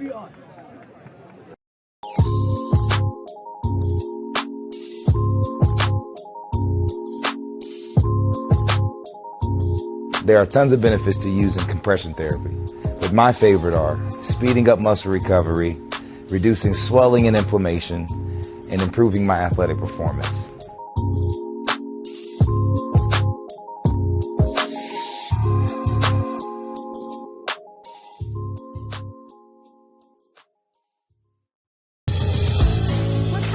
Your kids grow up quick, and there's a lot to teach them. Some lessons they won't pick up in school. Some they'll learn the hard way. But when it's time to give them the keys to their finances, we'll be there to help with their first checking account and the tools they need to make sense of their money. And even though they're off on their own, you'll be able to check in to see how they're doing. Raising your children is important, and teaching them about money is a big deal. So ProFed makes it easy. Federally insured by the NCUA, Equal Housing. Welcome back, everybody. New Haven down 28-14 to Ole Miss, the Mississinewa Indians here. It'll be 1st and 10. Quadrer takes the snap, hands it off. That's Campbell. This time he's stuck by Isaac Carswell. Yeah, nice job by Carswell, Phil, but better up front with those defensive tackles for New Haven, so you can see some adjustments. But, boy, some surprising scores around the area. Northrop 10, Snyder 7 with 3 minutes in the second half, Jeff. So how about that score? Homestead just missed a field goal, so it's still Carroll 3, Homestead nothing in the second quarter. Bishop Lures rolling 28-7, no surprise there. And how about Northridge and Columbia City, only 7-3 Northridge, so some surprising scores. 2nd down and 9 from the 22. Campbell, wow, blazes past 3 would-be tacklers for a 1st down. And that's a great run again by Campbell, 5'5", 155, the senior. 158 yards a game, but they know right where to cut where that defensive end should be, Jake, and Campbell plants that outside leg and gets upfield. Watch this cut right here in the Traction AP replay. Right there. See that cut upfield? Seems like everybody just overruns the play, and Campbell's so good getting back up the field. Boy, and Quantry Sanders was right there, too. Looks like Dwanger's up 10-0 in the second quarter over Northside. 1st and 10 from their own 33-yard line. That's McPeak in motion. The handoff goes to Campbell.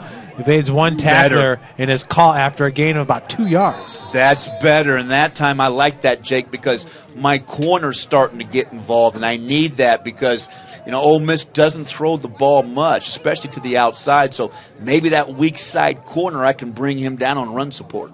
Yeah, interesting play call there. That, hey, don't stop doing it until they can stop you from doing it, right? And they're still chunking yardage away. This rushing attack's fun to watch. It sure is. Now, if I'm New Haven, I would bring my safety, my free safety, and my strong safety up on the point of attack. And this time, in that 3-4, I would roll in to a 5-4 this time and see if I can overload the box. 2nd and 7 from their own 36-yard line. Quadra, that time, was to hand off to Nelson, who gets thrown forward for a gain of about 3 yards. Should bring up about a third and 3. It's funny because Nelson looks like the power back. He only goes 5'7", 180, but compared to Campbell, he's the bigger back, But better job, though. New Haven whams down that time and shuts off that hole. See it right there? So he gets off the block and scrapes down, makes that tackle. So nice. Now, a huge third down here for New Haven. 3rd and 3 for the Indians of Ole Miss. 2 wide receivers, 1 left, and that's going in motion as Campbell. They're going to hand it off to Nelson, the big man. Dragging tacklers, that's going to be a first down after the loss of forward progress. That's a nice play, Jay, because they bring the motion, and the outside backer has to take a couple steps outside to respect that. So really it's just one-on-one on the inside with that inside backer on that play. That motion's just enough to get that guy out of position. And I think at this point I'm bringing my safety downhill, and it's like, you know what, if you want to beat me at the 3rd level, fine, but we're going to bring it to the house, get this box loaded up. 1st and 10 now from the 44-yard line. The handoff. Nice. And wow, tackled from behind is Nelson. Isaac Carswell with the stop. I see you, Isaac Carswell. That's how you scrape from the middle linebacker and make that tackle. Now, if I'm Ole Miss, I don't like that play because that plays in the strength of New Haven's speed. But watch Carswell in the Traction AP replay. Watch him run downhill right there. Boom, and makes that tackle. That's why Isaac Carswell. Now, I like Carswell, Jeff. I'd like him at strong safety in the D1 level. He can run. He can play that position almost like a little bit like a Bernard Pollard. 28-14, and the ball's on the ground. Quadra does a good job of falling on top of it. He was being chased down by Avion Creech.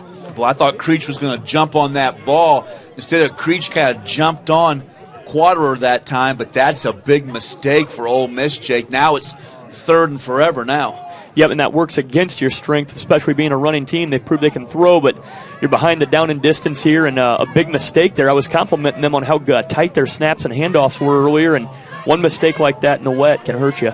Good snap there, just went right through the quarterback's hand. So 3rd and 23. Handoff goes to Campbell, and wow, do you see that huge block by number 70 for Ole Miss? That's Cameron McCurry. I think Carswell's already made about 10 tackles. If he doesn't make that tackle there, you're right. McCreary had opened up that lane for Ole Miss, but watch Carswell come and make that tackle. Look at that block. You're right, Jay. Right there. Woo-hoo-hoo. Look at Carswell come down and make the tackle. He's an absolute stud. What do you think, Jeff? Could he play strong safety in the next level? I mean, he reads and reacts so well. I don't know. He's so thick. He just looks like a pure middle linebacker to me. 4th and 20 here for Ole Miss. Once again, their punter is Jackson Ott.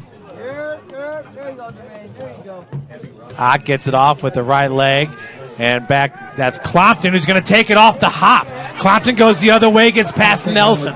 Clompton, one more guy, gets him beat, gets the edge. He's at the 50, the 40. Kamari Clompton cuts it in the middle. The spin move and taken down at the 28-yard line. Holy cow, by guys. McPeak. Woo! How about that, Jake Smith? How about those moves? Clompton all the way back across the field.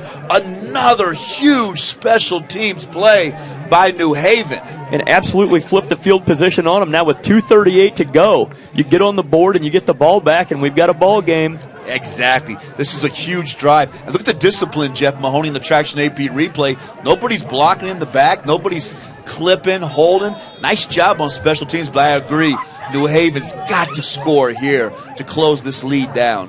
So a 42-yard punt return. Now the swing pass, that's on the ground. Good job of corralling it. Was that number 12? That's number 13 for the Bulldogs, Gabe Knopziger. And those are the passes Jakar has to hit. Jakar has to put that football out in front of that wide receiver because New Haven's matching up and wants to use their speed. That time Jakar just threw that one into the turf, so that's a break for Ole Miss, Jake. Yeah, I like the idea and the thought process there. If he could have got him on the swing and got him outside to make a move, maybe one cut could have got him upfield.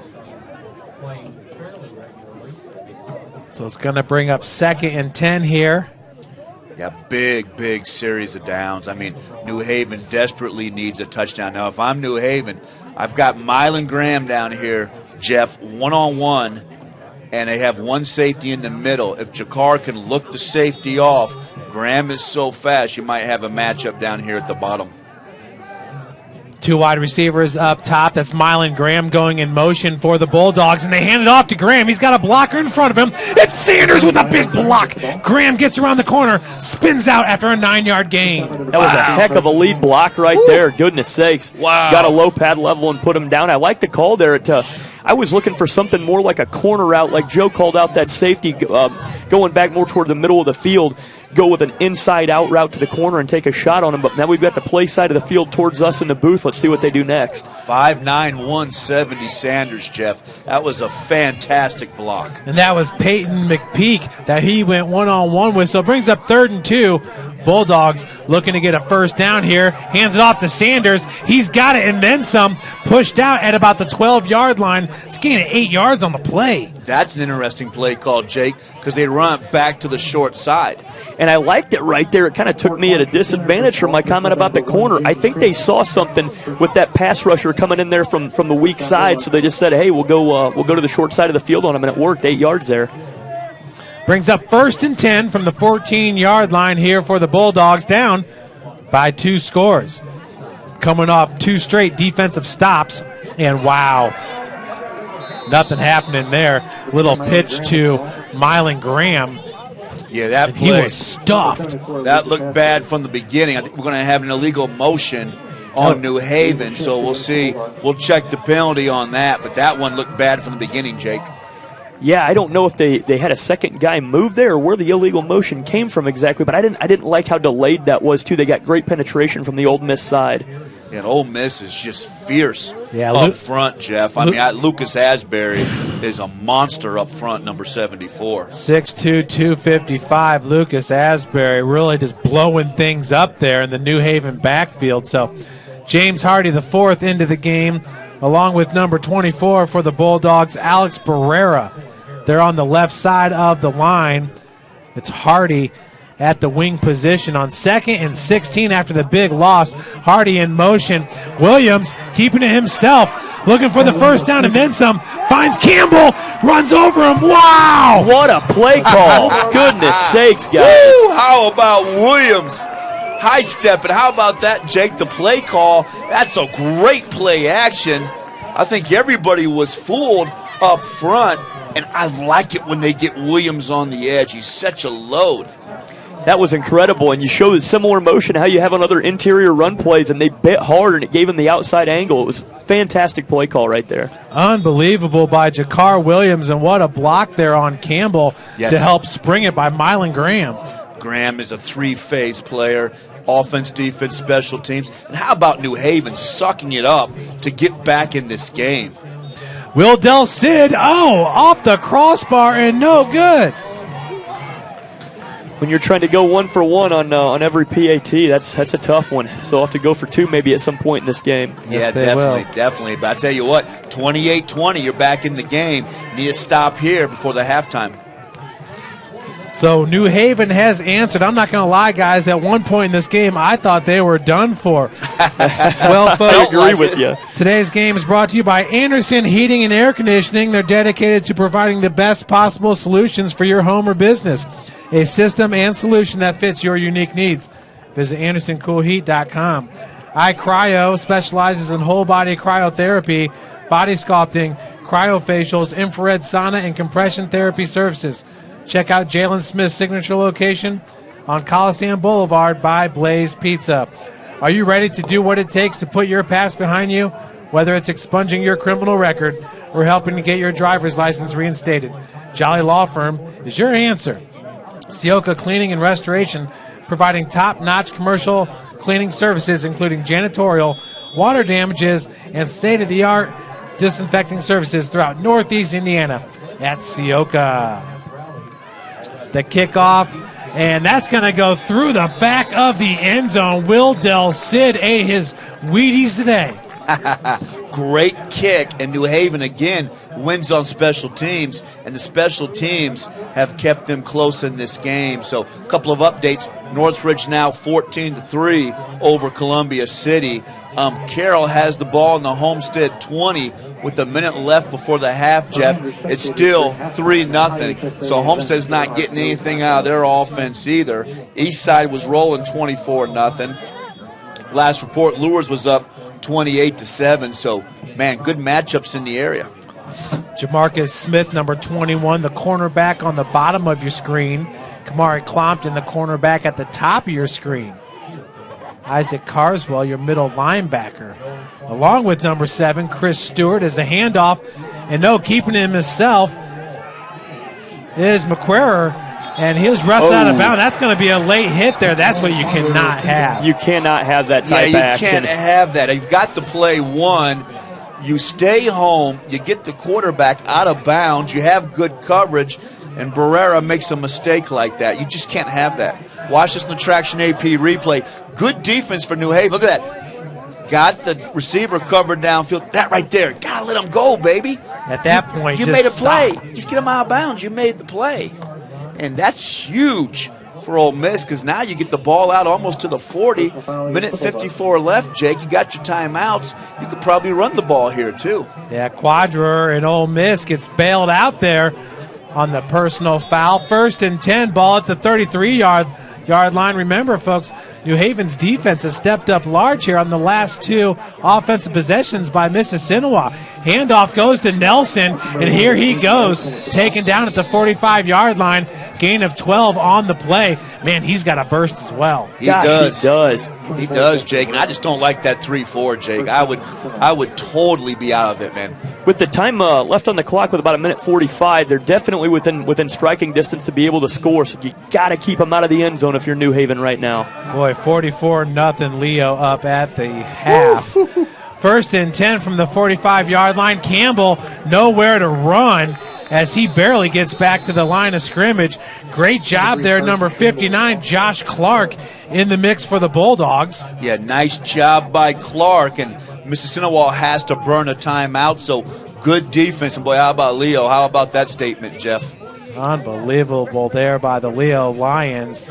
And, also in on the stop there is Chris Stewart. Chris Stewart's had himself a good game. Yeah, Chris Stewart's playing well. And I like Stewart at that outside backer position, Jake, when they kind of sneak him up to the line of scrimmage and try to morph that 3-4 into a 5-2.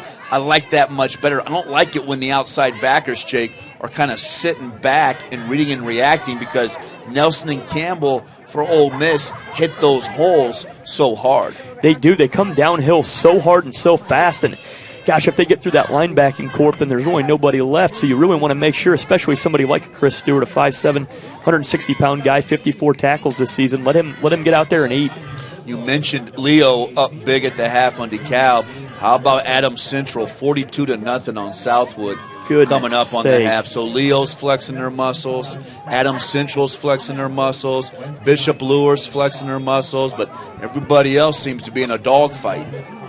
Well, here there's 1:27 left to play here in the first half, and Ole Miss is up by 8 over the Bulldogs. Offset left is Campbell. He'll take the handoff, following his blockers, goes out wide, riding his blockers for 9 yards and a first down. Yeah, you've got to get that outside backer. If you're going to play that 3-4, the outside backer has to get up to the point of attack, because right now New Haven's defensive end does not hold that edge.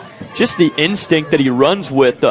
5'5", 155 pounds, and you know he can't see over anybody. But the guy's going to get in behind his lead blockers and just put his hand on their back and let them lead the way, and he trusts them. Yeah, and Ole Miss is so good at pulling guards and tackles. And that's why I don't like the 3-4, Jeff. I want 5 hats on those offensive linemen so they can't pull guys on me. 3rd and 1 from the 46-yard line, so Ole Miss just a little bit short, and they're all kinds of confused. McPeak there along with Greg O'Banion, not exactly sure which side of the line to line up on. Yeah, and that's a mistake there. Took a while to get the play call in. Then they wanted to move some personnel and had to burn the timeout not to get the 5-yard penalty on 3rd and 1. So now if you're New Haven, this is where it'd be so tempting to sell out here and try to get the stop on this play. 1:20 left to play here in the first half. If you're New Haven, you get the stop. Do you go for it if you're Ole Miss, or do you punt it away? I go for it with this much time. And actually, if I'm Ole Miss here, Jake, I'm a little aggressive. This is where maybe I do something with McPeak, or maybe I try something with Greg O'Banion, 5'11", 230, the senior at tight end. We saw him early on, but I love a play action here if I'm Ole Miss. And on 4th down, I come back and run the ball on 4th down, but I would play action New Haven here. Yeah, I think this is the chance where you take your shot, and it's unfortunate they had to burn that the other timeout that they just had to use. So I think you take a shot and then come back to it. If it's a 4th and 1, then you're still in territory to convert that. Well, this is 3rd and 1. We'll see if maybe they go to Braden Biddle on the streak pattern. Quadrer out of the shotgun. They're going to go to Campbell around the right side again. He loves it, and he'll be tackled by Sanders, but after a big gain and a 1st down. And watch on the Traction AP replay how Ole Miss, with their guard and tackle, just whams down on this play. This is a nice job. You see, you got to get Hatzel and see him pull, Jake. Boom, you got both guards pulling that time, and, man, you got to stop that if you're New Haven. 1st and 10, and the handoff goes to, that time it was Nelson, brought down by Chris Stewart. Nice job by Stewart. It feels like it's either Carswell or Stewart making that tackle. Stewart doesn't make that tackle. That's a big play for Ole Miss. I'm a little bit surprised they don't begin to throw the ball here, Jake. See if Ole Miss goes to the air on 2nd and 8 from the New Haven 35-yard line. Quadrer has a man. It's tipped, and it's caught by Jaden Crick. Wow, what a play. That's a Jeff Mahoney right there. You got to watch those tips. It's still wet conditions out here. That was a dangerous one, but he got away with it. And I just don't like the way Quadrer throws the ball, and if I'm New Haven, I would absolutely roll up. Now watch this, 4 receivers. I bet they give the ball to Nelson. 30 seconds and counting. Quadrer rolling to his left, being pressured, flushed out of the pocket, and taken down from behind by number 6, Jerrell Jackson. That's a great job by Jackson, Jake. That's a pure hustle play to make that play. So let's see Ole Miss, what are they going to do with the clock run out? Look at that. You better they're confused. Bad clock management. Ooh, that's going to cost them. So 10 seconds, and that's Nelson in the backfield. Quadrer is going to look for the end zone and winds up and heaves it. And it's intercepted by number 21, Jamarcus Smith. And that's going to do it for the first half. Wow, what an exciting half at the end. Ole Miss just totally mismanages the end of that half, Jake. But how about the New Haven defense? They get a stop and some momentum, and they get the ball started the second half. Yeah, New Haven with a great hold there to close it out with the pick. But, you know, the timeout that had to be burned back there to stop that illegal motion, it really hurt them. And when they did get to confusion in there inside of 25 seconds, there was nothing they could do. But that wasn't the play that they would have selected there if they would have got to do it over again. And remember, guys, New Haven won the toss. They decided to defer, so they will be receiving to start the third quarter. Well, it's Ole Miss up 28-20 at the break. We're going to take a short break, and we'll be right back with more from Young Stadium. We got some fun stuff going down on the sidelines, but we'll be right back after this quick break. Welcome to the Summit City, home to the 260s dedicated high school athletes and fans. Each victory and celebration captured by our camera.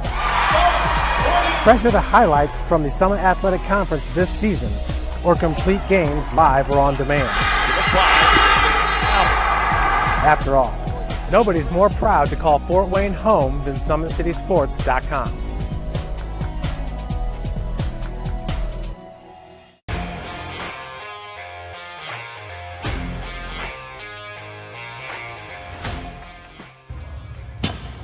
I like to stay active. I try to come in here at least 3 times a week and just get my 1-hour workout in. Since September, I think I've put on 22 pounds of muscle. I think my vertical has gone up plus 5 inches. I've gotten a lot faster since then, too. I can hit the ball further. In football, I can push people around more. It's basketball easier, too. Just being stronger just makes everything easier. Brandon started with gym rats basketball training. After one of the sessions, he came up to me and he wanted to know if he could do more. So Brandon started the Edge program in November in addition to the club training he was doing because it offers personalized programming for his athletic goals. PSN Performance uses a long-term athletic development pyramid. At such a young age, it's really good for Brandon to set the foundation of athletic development. Since he is in season all year round, he has to be ready for all the physical demands. So he does a lot more strength training just because in basketball he sprints and cuts a lot. In baseball he's doing a lot of sprinting. In football he does a lot of sprinting and jumping. So preparing him to withstand the physical demands of those games, he does a lot more strength training. I like all the lower body stuff the best. I do goblet squats, split squats, back squat, front squat, a lot of those. Tyler knows what's best for me. He always points me in the right direction. He just pushes me to go harder every day. I was once a Southside kid who was led on a journey by high school football. A journey that taught me discipline, toughness, and the skills that made me a success. As a businessman with a CPA license who owns his own firm, I still use the building blocks of high school sports in my everyday life. Someday sports will end no matter what level you reach, but you will be left with the skills to compete in the next game, the game of life. Thank you for watching Summit City Sports. To help broaden our coverage, we're asking you to become a monthly sponsor to our Patreon account. We produce weekly highlights and live video broadcasts. When the Homestead girls golf team won its first state title in program history, we were there. When Fort Wayne brought back 3 state titles in cross country, we were there. We believe in sharing positive stories and setting the standard for how high school sports should be covered. Join us and donate today.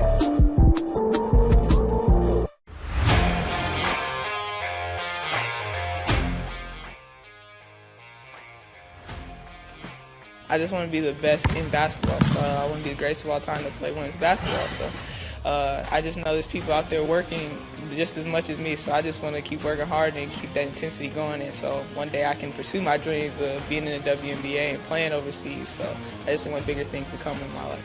I remember when I started in March, she could do 0 pull-ups. She did have a great 25-inch vertical when she first started. She only weighed 150 pounds.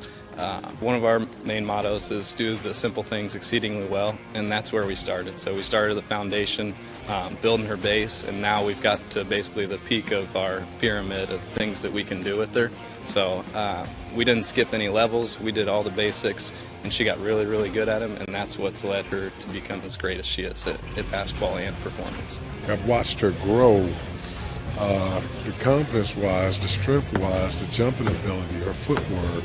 It's really amazing to kind of watch for a girl her size, being 6'3", 6'4", to move like she can move and do the thing and be as agile as she is, along with the strength.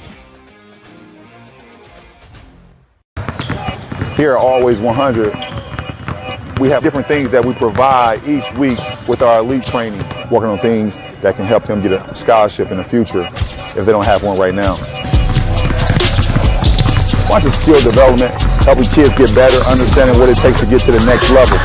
Catching and shooting, working on ball handling. In the last 5 years, we had over 200 kids just able to play basketball at some places from the NAIA, Division III, Division II, or Division I level.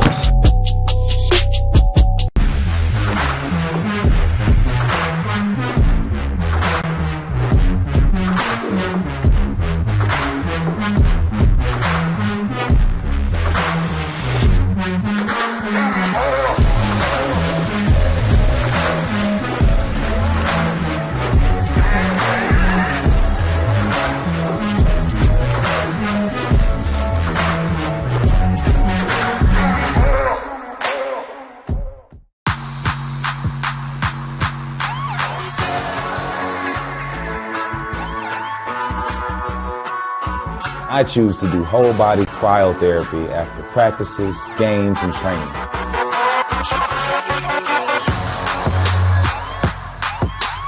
It reduces inflammation in my muscles and allows me to move more agile throughout my profession. I became a believer in iCryo after my severe injury in college at Notre Dame, tore my ACL, and I was looking for ways to recover, ways to get back on the field. So I'm thankful for iCryo.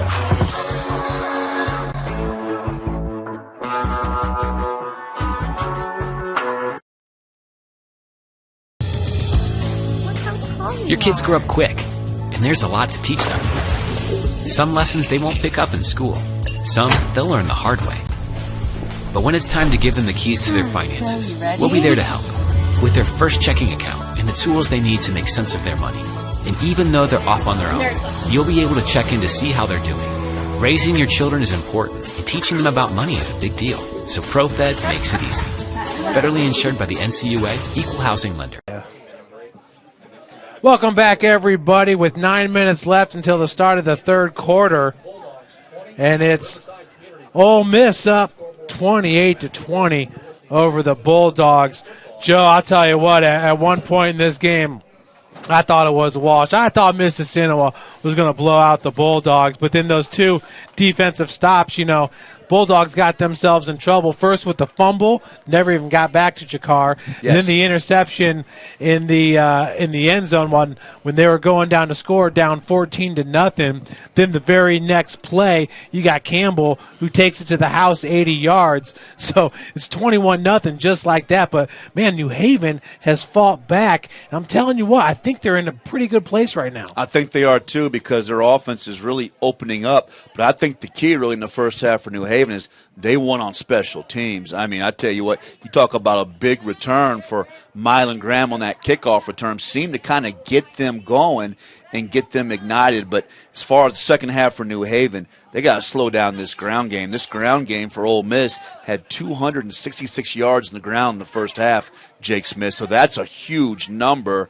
Campbell has 179 of those yards rushing. So I wasn't really impressed with Quater throwing the football in the first half. Now the one pass that he had to Biddle was nice. But other than that, if I'm New Haven, if you're going to play that 3-4, then at least bring your outside backers up to the point of attack. But I would absolutely probably roll into a six-man front and just squeeze down on that A gap, Jake Smith. Because I think if New Haven could just slow down the run game and stop the bleeding a little bit, their offense is going to be able to score. Yeah, I agree. You got to sell out. Carson Campbell, what an absolute unit. 179 yards currently. He's averaging 158 a game, so he's at halftime got his average for the game. Get that guy some Gatorade already. But just come downhill on him. The only pass that we saw was that one to Biddle that was anything of any type of accuracy. So just sell out to the run. And you know what? I'd rather get beat once over the top like that again in the second half, but shut that run game down and show Campbell and Nelson that you're here and you mean business. What if you roll into a five-man front, Jeff Mahoney, and you move Isaac Carswell down right next to the nose tackle and maybe move Stewart to an outside end? At that point, you've got your best linebacker, your best defender, Carswell, right at the point of attack, maybe disrupting those plays inside, and you got Stewart holding that edge. That'd be tempting. Or maybe Jerrell Jackson, you move him down between Creech and DeWalt and move Stewart down, play a five-man front. Maybe leave Carswell still standing up at the middle backer. But those were the adjustments I would make for New Haven. Now, I agree with you, Jeff. I don't think New Haven's done scoring. And I think New Haven can really, with Jakar running the football and throwing the football, they can make an awful lot of plays. Well, I can tell you this much. As a linebacker, you better not take me and put me down on the defensive line, because I need that room to read and react, and that's what Carswell does best. And he's probably already at least 8 to 10 tackles in this game. Definitely, so yeah. Carswell's been fantastic, but I do agree with maybe what they could do is bring another defensive lineman in there, because that's 100% about Quadrer. He is no real threat to throw the ball, I think, consistently. Correct. And we saw that on that last interception. Now, that's an end-of-the-play game, but in the same sense, he's not Jakar Williams. He doesn't have that big Jakar Williams arm. And, let's call it what it is. He's only a sophomore now. So the more you put the game in his hands, correct, I think the better chance you have of taking this one. Now, that being said, too, I'm not so sure how many times Carson Campbell this year has been taking hits from a guy like Isaac Carswell and a guy like Quantrell Sanders. those are some big hits that he's been taking early on. I wonder how long those runs are going to hold up, because we saw a lot of big runs early on, but they seem to whittle down as the first half did as well. I agree. You continue to punish and put your pads on them, and maybe Campbell puts one on the ground. I totally agree, Jeff, and I also agree about the quarterback. I learned a lot on that last drive. I learned that quarterback, that arm strength, and here we have it on the Traction AP replay. Watch that one, Jeff. That's a dying duck right there. Yes, so if I'm New Haven, I'm learning, he can't really throw the fade real well, Jake. He wasn't real accurate when he moved around the pocket. The one play we got beat on Biddle, we just bit on the play to the outside on the back in the flat. So at that point, maybe I just go man-to-man on those wide receivers, and I absolutely sell out, because I'm sitting up here watching that last drive if I'm a New Haven defensive coordinator. I learned a lot on that. Now I know what I'm going to play the second half. I'm not going to let you beat me with the run game. And you saw it right there on that play right there. You got your 3 defensive linemen. It's kind of what Carroll does with their defense, where they're going to bring the extra outside backers up. So now you kind of got a nose, a D tackle, 2 defensive ends with Carswell along with Chris Stewart in the middle. I think that's almost your base defense. I'm going to show it to you one more time, Joe Walburn. I think that's almost your base defense from here on out. 1, 2, 3, 4, 5 guys along the line of scrimmage. And then what I would do is, I like that, but what I would do is I would fit another big guy in the A gap to the strong side. So I have basically a 4-man front. My 2 backers are coming up. I've got 6. Then I've got Carswell and Stewart in the middle, like you said. My other 3 defenders are one-on-one in pass coverage. That's what I roll into here the second half. And I agree with you, Jeff. I think that's a very good observation. And I think if New Haven does that, I think they should be in pretty good shape. Now, if you're New Haven, now you're really testing Jamarcus Smith along with Kamari Clompton, your 2 cornerbacks, but those are 2 really good cornerbacks. And like I said, at times, Kamari Clompton's looked like one of the best DBs in the area this year. And that's your strength. Yeah. Your strength's your secondary. So I'd rather play to my strength man-to-man with my secondary, but I want Sanders. Up at the point of attack, too. Talk to me about this play. This is the play by Biddle here. This was a big one early on when the score is 0-0. Yeah, did you see? Watch it. Play it back one more time. I'm sorry, Jeff. If you watch it here, watch the outside. I believe it's the outside backer. Watch him get sucked in and Biddle run by him. See him too right there. You see that? Oh, man, I lost my guy. So, I'm beaten. You see how he's sucked in? Because of that motion. The motion got the eyes, and my outside backer's going with the motion man when either my outside backer or safety are one-on-one on that slot. That's a bust. Joe, Watch it again. This is a bust. It looks like some miscommunication because you got 2 guys going to the same player. Boom, right there. Right there. He runs past both of them. That's a bust right there.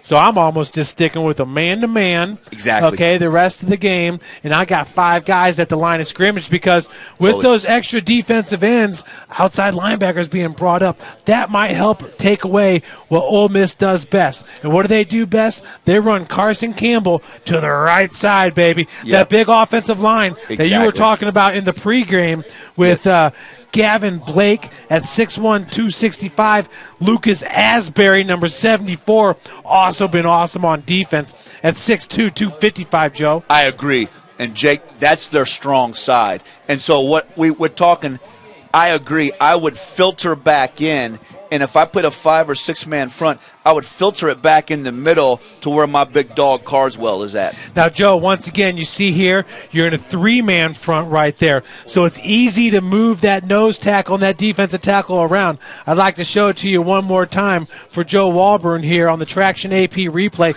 You see you got a 3-man front. You bring a guy up on the edge, but then he gets blown right by. So we got some big holes right there. You bring those outside backers up, and let's squeeze it a little bit tighter. Let's squeeze it a little bit tighter. Totally. Squeeze it down. And if you squeeze it down, you got your big dog, Jake, Isaac Carswell, in the middle. Yeah, I think everything for the adjustments at half for New Haven, I hope the entire time was spent talking about run fit. You don't care about the pass. Give them one over the top here or there. It's the Pony Express that you've got to shut down out here, guys. Shut down Campbell and Nelson. Do what you got to do and bring more guys to the point of attack. Now, I'm going to tell you, with the line of scrimmage, Ole Miss out-physicaled them in the first half. They just flat out did, Joe Walburn. Totally. And you cannot catch these guys. You got to be attacking. You cannot be on your heels when you're accepting these blocks. I totally agree, because he ran for 266 yards, and that's why I don't like that three-man front, because I want a hat on every offensive lineman, Jeff, because if I have a hat on every offensive lineman, you can't pull your guard. You can't bring your tackle around, because I'm going to shoot through and make the tackle. So I agree. I think it's the physicality up front, but it has to be mano-a-mano on those offensive linemen, and I think that's the adjustment, man. And then offensively, mix it up a little bit. Now, Quantree Sanders was real good for you in the first half. You can't forget about Quantree Sanders, but we got to space this field out if it's going to work for him. And that means those out passes, you talked about a little dinking and dunking maybe. Clompton's had some great catches. Mylan Graham has been electric. Let's get things moving a little bit, but you got to space it out for Quantree Sanders a little bit. And Jake, talk about that, because I felt like New Haven had much more success when they had the emotion. And I liked it the one time when Jakar threw the slant outside to Clompton. But I felt like when they just lined up and ran the ISO out of the pistol, I didn't care for that. Yeah, and I think it's always easy for me to say up here and make my comments about what I think coulda, woulda, shoulda, but I always do that, man. And I don't even, you know what? You're a better, Jeff, this guy's a gentleman. Did you see how he issued a disclaimer? That's why you're going to be a great coach someday. I just run right through it. And Jeff's phone rings, and Jeff's like, yeah, we got Bill Belichick up here tonight, man. But go ahead, brother. No, I love what they're doing with the pistol, and I spent way too much time going through some pistol alignments this week, and like I said earlier in the broadcast, the main one that you're going to see out here from New Haven is the Pistol Pro, and you're going to see a lot of 2x1, 1x2, and 2x2 sets. But those outside exterior pass complexes have been there, and why not use Jakar for those things? The ISO, man, if you're going to use motion as much as they do out of that Pistol Pro, then I don't really like going with your five-man offensive line and then just handing inside on a dive play or an ISO play. Get that jet motion, get that rocket motion, and get the ball to the outside. Guys, what happened down here? This was a huge play, down 14-0. Jakar throws the interception to Carson Campbell. You see the two receivers in the same area. They had a bust on that time. What Jakar wanted, he wanted James Hardy the fourth on maybe a corner route. Yeah. And the outside wide receiver, if that was King possibly, I believe he ran the wrong route. See how he brings his man back inside? You see how there's no spacing? So they got picked right there. Correct. Where it really looked like number 85 there. That's James Hardy the fourth, who goes 6'4", 6'5". Yeah, you see Hardy. They want Hardy on the post corner. You throw a jump ball to him, that's going to be open all day. And so the other wide receiver ran the wrong route, and Jakar's reading. Jakar sees, okay, I got man-to-man to Hardy. I'm going to put it out there on the corner, and the wide receiver ran his man in the route and created the confusion. So that's just a bust. And that's tough because in a situation like that, guys got to know what's called, Jeff. And then this is the very next play. Yeah, look at that. Look at that. Oh, a dagger. It was a dagger. You're absolutely right. It looked like that prior play was almost like a bench concept, and the receivers got a little tangled or confused. But, gosh, he just turns on the jets and blazing speed, takes it to the house. And Unbelievable. You better have a hat over number 74 Asbury, that right guard. I am really impressed with the right guard. And I tell you, we just came last week from watching Landon Livingston. And I tell you what, Asbury is a nice-looking prospect, too. 6'2", 255, and he is good with his hand placement and his feet. So, to me, that's what I do if I'm New Haven. At the very least, I got to have an extra defensive lineman in there to play a five-man front. I would prefer a six-man front, but at the very least, I have to have all those hats covered up, and I got to win in the run game. And that's my speech to my kids at halftime. Come on now. I'm done playing. We're going to play physical football. Yep. Who's with me? We've got to win on defense in the run game. I know we can score. Jakar, go lay it out there, but I got to win on the run game. Put me in, Coach. I'm ready to go, Joe. That's another one that rolls out of bounds, and I'm starting to think that's not a bad tactic for New Haven to get the ball at the 35-yard line. We know what Mylan Graham can do in it with a couple scores for you, 44-7. Leo at the end of the third, 14-10. Snyder midway through the third. How about Northrop, man? How about Northrop fighting with C.J. Davis and those guys? Hey, man, I liked watching Northrop. C.J.'s awesome, yeah, man. man. C.J.'s awesome. And then they had Michael Neighbors. Who was the second running back they had in there that played real good? Yeah, they had Michael Neighbors, and we liked Dane Kilby, and they had Hinton was in there, run the ball well too, man. And I like Coach Dorfler, so I see you, Northrop. And I tell you what, if Coach Souter, work on the pass game, man. Put it in, man. So they have to scout. I know it's 44-7. Walk over to DeKalb coach and say, "Look, I'll buy you a cold one after the game, but I'm going to show a little bit of my pass game." Man. I love it. You know what I love? They're going to make Ole Miss kick it again. Yeah, because they want Milan Graham. They want their athletes to get the ball. Well, you got Quantry Sanders on the other side too. I'll take any of those guys. A little bit of cat and mouse here, Jake. So it's a good way to start. I like it. And New Haven. You know what? For getting down, New Haven has responded. So this first drive is going to be big. And that one's going to go out right at the 42-yard line. So even kick it better. Again. I tell you what, I'd make them kick it again, man. Do you roll the dice, Jeff, or do do pigs get fat, hogs get slaughtered? Are you happy with the ball at the 42? I'm happy with the ball at the 42. I got great field position. I'm happy with that. Boy, I tell you, it'd be tempting to make them kick it again. But they are so cognizant of the advantage that New Haven has on special teams, Jake. Joe, we can't be here all night. Tommy said he's picking up the tab after the game. Tommy, that's right, man. Tommy says kick it again. And Tommy, I tell you what, Tommy called it last week, man. When Rowan Zolman rolls into the end zone, man, we're all like, we can't believe it. Tommy says they scored too quick, man. Yeah. What a comment against the Leo offense, huh? They scored too quick with the Leo run game, and that was great last week. 1st and 10 from their own 48-yard line, and the high snap. They're going to swing it over to Milan Graham's got to make one man miss. Gets away from one. He retracts backwards, and now he's going the other direction. Milan Graham still on his feet, breaks the line of scrimmage, and he's out for a gain of 6 yards. The longest 6-yard gain you'll ever see. That was everything you tell your youth football kids not to do, but when you're that fast, buddy, take off and run. That was incredible. Speed kills, man. You talk about Milan Graham. Wouldn't you agree, Jeff? Maybe the fastest player in the area. Watch this in the AP traction replay. That play is dead right there. Look at that. 1, 2, 3, 4. Look at him hold him with 5 guys. Look at him. He just runs backwards. Look at that. And almost even gets a bigger play. So nice job by Milan. 2nd and 3 after the 7-yard gain. That's Jakar Williams out of the shotgun. He's got a man down the sideline. And that is Milan Grahams who just alligator armed that one. I thought he was going to get him, and that's a tough because you got the cover 2 out there, Jake, and he had to drop that one in. But I like it. I like the way New Haven is attacking. You know, you had a 2nd and short. Why not go deep on that? Look at that ball, Jeff, though. Look at the arm strength to muscle that ball down there. So now you get a 3rd and makeable here. Well, Carson Campbell made that play right there because he came over from his free safety position, and I think Graham heard the footsteps. 3rd down and 3. Ball's at the Indians' 45-yard line. Handoff goes to Quantry Sanders. Following his blockers. Breaks 3.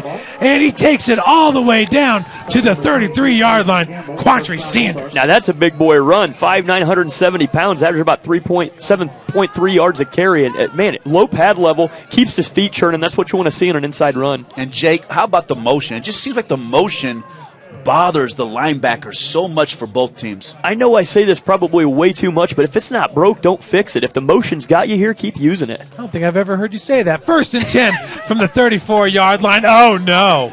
Got to catch that ball out there now. Now, I'm upset, man, if I'm Jakar on that one. I put that ball on the money. Yeah. That ball's coming out quick. You get your hands up.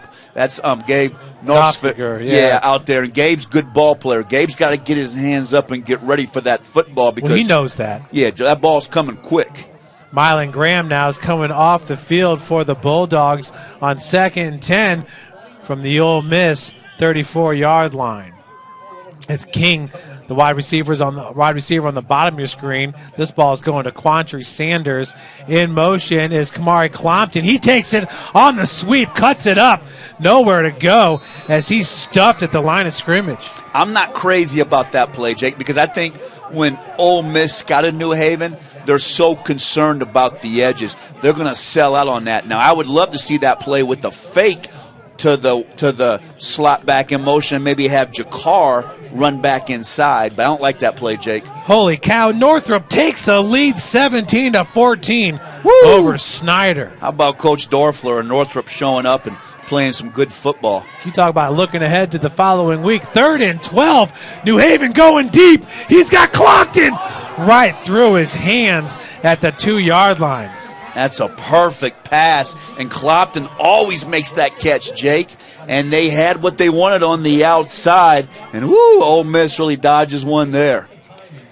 Yeah, Jakar could put a nice dime down the field. He puts the ball up in play where his receivers can make a play on the ball. Look at that in the Traction AP replay. Oh, that ball's right there, Jeff. Kamari always catches those, man. But now here you go, 4th down. Maybe you come right back to it. Maybe attack downfield here. Absolutely, because I know even Clompton, you see the guys are taking the gloves off. They're saying the gloves are slippery. We got a TO taken here by New Haven. We're going to take one with them. You're watching Indiana High School football here on Summit City Sports.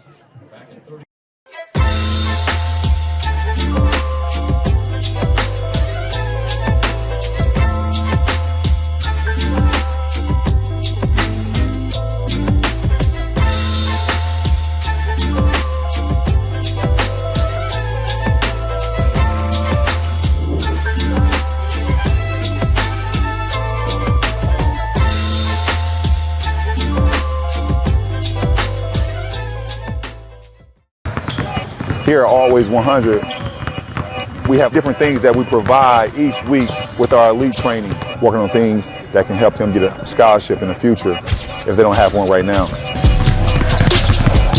Watching skill development, helping kids get better, understanding what it takes to get to the next level, catching and shooting, working on ball handling. In the last 5 years, we had over 200 kids just able to play basketball.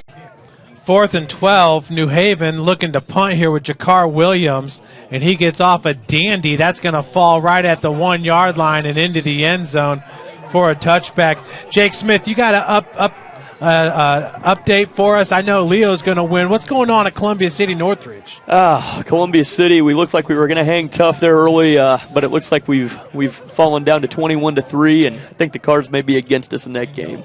0 passing yards in that game. But 54 total yards? 54 total yards for Columbia City. Okay. But 0 passing yards, and you have a 4-year senior quarterback in Greg Bolt. You remember we watched Northridge last year. They had that big fullback linebacker. He went about 260. He was tough. Looked like he eats weights in the weight room. 1st and 10 from their own 20-yard line. They're going to switch the strong formation. That's McPeak now at the right wing. They hand it off. Carson Campbell is ready to get going. Big hole, gain of 8 yards. You must get out of the 3-4.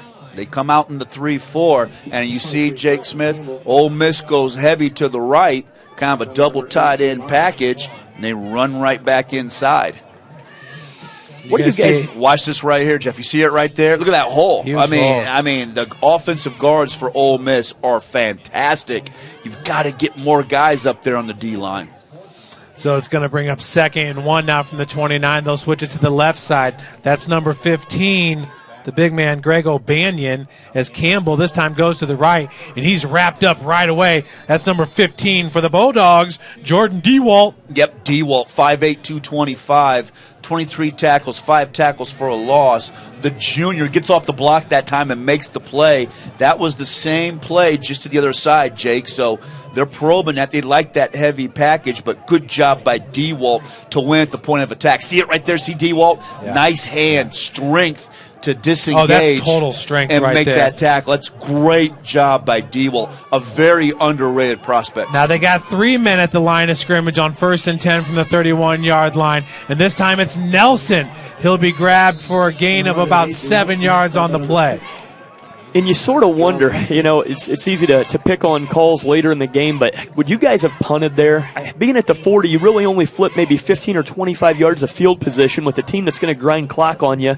Man, I'd think that I'd have went to maybe Mylan Graham on a corner route or something, at least taking a shot. If they'd have downed it at the 2-yard line, I'd say yes. But to get it at the 20 doesn't seem all that great. 2nd and 4 from their own 37-yard line. This time the handoff goes to Nelson. He's patient with the run, looking for a seam to open, and he's got it. He's caught by Clompton and will roll across the 50 to the 48. And that's Asbury and Blake again. Watch on the Traction AP replay, number 74 and 65 for Ole Miss. just fold that New Haven defensive line down. Watch this right here, guys. This is impressive. See them? So they can pull, get out. Look at that. Boom. You can't play a 3-man front because they can pull their guards. You got to roll into a 5-man front and take away those athletic guards and the ability to pull. This time it's at the left defensive end, Chris Stewart. Handoff goes to Campbell. He's going to run away from it. Fumble! Ball on the ground. And it's picked up. Woo! New Haven ball by number 9, Jay Mars. Absolutely horrible right there. The power right side of Asbury and Blake. They had a great pull coming across the left side. And to put her on the ground like that, brutal. And that was Trevion Thomas, number 8, for the Bulldogs. Watch it right there. Boom! See Thomas come down. Nice play by Thomas. And that was a great hit by Isaac Carswell. Woo! Man, Thomas gets it. Carswell just brings the wood. I tell you, boy. Man, Carswell can play. And you see now Carson's having a hard time getting up here. That's what I'm you talking called it, about. Jeff, Going hits. against this big, well, it's Isaac Carswell, because we saw that in the Leo game, Joe. Yeah. That even though, and way to go for that young man. That's Nelson actually. But you're right. Back on his those feet. Hits, those hits Carswell, add when up. he hits you. But Jeff, think of Carswell. He's 5'11", almost 6 feet. He's playing at 195. Imagine if Carswell got up to about 215 on a meal program at a D1 school, maybe Ohio or Toledo, what he could do, man. I mean, you ever seen a kid that instinctive playing football? Gosh, that's why he's one of the area's leading tacklers. I mean, in earlier, Jeff's point was perfect. Number 11, Hayden Nelson, took a nasty hit over the middle of the field in the first half, and now you see another pop there, and he's on the ground. 1st and 10. Ball at the New Haven 44-yard line for Jakar Williams. Nofziger in motion. And they got a man. That's, oh no, and an interception. Getting it off the tip was number 33. Is that gonna hold up? Luke Bennett. That ball hit the ground. Should be incomplete. Now, Graham's got to make that catch. Jakar puts that ball on the money with that overhead release, Jake. But Graham always makes that catch. Now, watching the Traction AP replay, watch Jakar on the ball. The ball's right there. Graham's open. He sticks it in there. Graham bobbles it. Now, watch the Ole Miss defender. He about had it, but that ball, like it hit the ground, Jeff. I'll tell you what, man. From my angle, I thought that was an interception, boys. I thought that was an interception. So maybe New Haven gets a break, Jake. I don't know. The Ole Miss announcer down here. Yeah. I hear you, brother. He said we intercepted it. So that looked like an interception, guys. Yeah. 2nd and 10 now from the own 44-yard line. In motion this time, it's Mylan Graham. And keeping it himself is Jakar Williams. Look at that stiff arm. Jakar Williams in the open field. He's rode out of bounds, but still a gain of about 5 yards on the play. We got a flag. It's going to be motion. You're going to have a motion issue again. It seems like when they bring that motion, sometimes not everybody's set, Jake, and that's a big penalty. And that's the tough thing about running jet motion. It's a fantastic motion to run. You know, you've got rocket, you've got orbit, and all these different big book learning terms everybody wants to use with all the motion packages they run, but the biggest thing is everyone has to be set except your guy running across the field. And that looked kind of sloppy to me right there. The timing was off to begin with. It didn't look good start to finish. I wouldn't mind seeing them just leave Jakar in the pocket and maybe come back and attack with that slant and attack on some of those short routes. Loss of 5 yards on the play brings up 2nd and 15 from the Bulldog 39-yard line. For Jakar Williams, Quantry Sanders lined up behind him in the pistol formation, pistol alignment. Mylan Graham at the top of your screen. We got a spread formation. And look at Ole Miss is showing blitz there with the freshman. Number 7 in motion is Nofziger. Williams, once again with the stiff arm, throws it to Kamari Clompton, who takes it to about the 48-yard line. That'll be a gain of about 9 yards on the play. And that's what I like about Jakar. See how he's so strong? He can move around the pocket and push those tacklers off. If Jakar can just continue to learn to slide step in the pocket. Watch this right here in the Traction AP replay. See, he's in trouble there, but you see, he can push a tackler off, and he's just strong enough to muscle that ball down the field. Now, I would leave him in the pocket a little bit now, and I would attack here on 3rd down. See if I can get something short here. Sectional 20, friends. Wayne is up 28-13 over Delta at the half. Yeah, how about Wayne? Real good. 3rd and 6 from the 48-yard line. Williams fakes the handoff. He's got nowhere to go, and that was a freshman, Jackson Ott, that helped blow that play up. And what you got there, Jake, is when they have the one back in the backfield and the receiver's out, Ole Miss is rolling the dice on the inside blitz. Yeah. The down and distance there, I hate those opportunities where you're just trying to run big streaks down the field there. You only need, 5 or 6 yards? Get your in route, your out route, a quick post, a slant. Exactly. Just move the chains and then take that shot later on. Look how many men they have at the line of scrimmage, and they're manned up on the wide receivers. It's a blitz. Yep. Wow. It's a gamble, and good for Ole Miss. Ole Miss is gambling, and they're going to try to box Jakar in and blitz him. Jakar now with the punt. And a big punt gets off. Campbell's not going to be able to return it. That's going to roll out at the 19. So now, I'll tell you what, it was a track meet in the first quarter. Now it's kind of morphed into a defensive battle now, huh? Laundry on the field, guys. 7 guys at the line of scrimmage on this they're blitz. blitzing. They're blitzing. And he's got to check to where his hot is. You got to know where your hot is on that, Jake Smith. Where's my hot? See, my guy ran deep. You see the inside slot, Jeff Mahoney, on the replay? He ran the deep seam, like Jake said. Yeah. You've got to be the hot. You got to peel back, help your quarterback, step in front of that defender and maybe run a skinny post or settle down for the ball. And that should be a real easy play for them. Yes, and I'm tapping my helmet. If I'm Jakar and I see him coming up before I snap the ball, I'm looking at my slot, Mylan Graham or Clopton, whoever it is. I tap my helmet. You got the hot, baby. You got the hot. If they blitz me, the ball's coming. 7 guys at the line of scrimmage, Joe. As many times as they've taken shots deep, too, I'm looking at my slot guy and calling audible there just to him. Run the hitch. Just run 5 yards out, turn around, catch the ball. Let them run deep and let your safeties roam. And that's where I think like what Antoine Taylor does with his QB matrix is so impressive because you could just work with guys in the summer and teach them how to run option routes or choice routes where, hey, man, if you're man-to-man, I'm looking at a blitz like that, just option it to the outside on an out. You're right. It could be as simple as a hitch or an out, but that's something that with like Antoine is so good at teaching these quarterbacks. 4-man front for New Haven here. 1st and 10 from the 19 for Mississinewa. Carson Campbell. Nice. Go. Stuff by huge. Jordan DeWalt. That is huge. I like DeWalt. 5'8", 225. I don't think he made first or second team on the NE8. I thought he should have been a second-team defender. He kind of has that Dwight Freeney feel. You know, he's got such good leverage. It's so hard to get him blocked. He was fired up on Twitter this morning, guys, ready for this game. That's great. You got to love Twitter, man. You get a little bit of that sauce before the game, man. Get a feel for what guys are thinking. 2nd and 12 after the 2-yard loss. They go to Campbell again, and he's hit from behind. Okay, now you're going to have a big 3rd down here. Again, I would roll into a 5 or 6 man front. I don't think Ole Miss is going to throw it here. This is where, maybe not pre-snap, Jake Smith, but this is where maybe you could show something right at the snap, roll all your safeties up in the middle, and really take away what they want to do. Now, that's an offensive lineman that was down there. That's Antonio Smith, 6'2", 285, the junior for Ole Miss. So they may miss him. So now this might be an opportunity for New Haven. You saw that big guard just go out of the game. Maybe you can come down and you can attack that line of scrimmage. Another great tackle there by Quantry Sanders.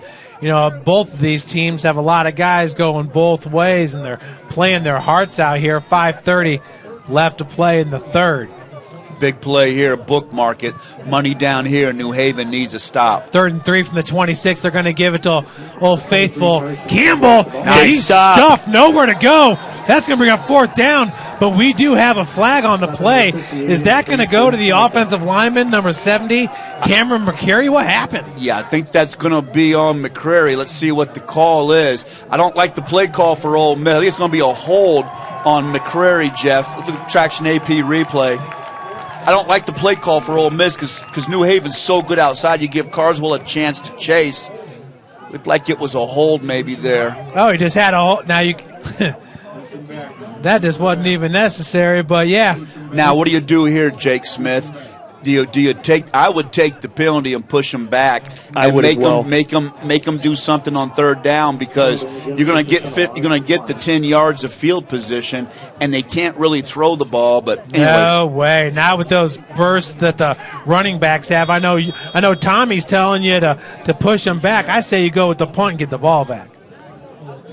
We'll see, huh? We'll see what they can do. 4th and 4 from the 26. That's Jackson Ott. Now you move them back. Yep, now you're going to move them back with a false start. Now, Ole Miss, it's interesting what Jeff was saying. And I was like, early on, I don't know. But Jeff might be on to something. New Haven's been pretty physical. And with Carswell hitting these backs. Yeah. And we're starting to see Ole Miss start to make some mistakes and get a little bit tired. So Jeff may be on to something. Now, with Jeff's call of making a punt, that looks real good right now because you're going to get some good field position. Isaac Carswell at the top of your screen coming off the edge for New Haven on 4th and 7 from the 22-yard line. The freshman, and once again a flag, gets that one off, but that's going to bounce at the 45. Now, what will Ole Miss do? You're going to have I believe New Haven was offsides that time. Let's see what they call. I think I'd probably go ahead and take the punt if I'm Ole Miss. Let's see what the call is. I thought maybe New Haven possibly. They got a nice roll on that punt. Oh, maybe it's going to be on Ole Miss again. We'll see. Check it out on the Traction AP replay. I slowed it up for you guys.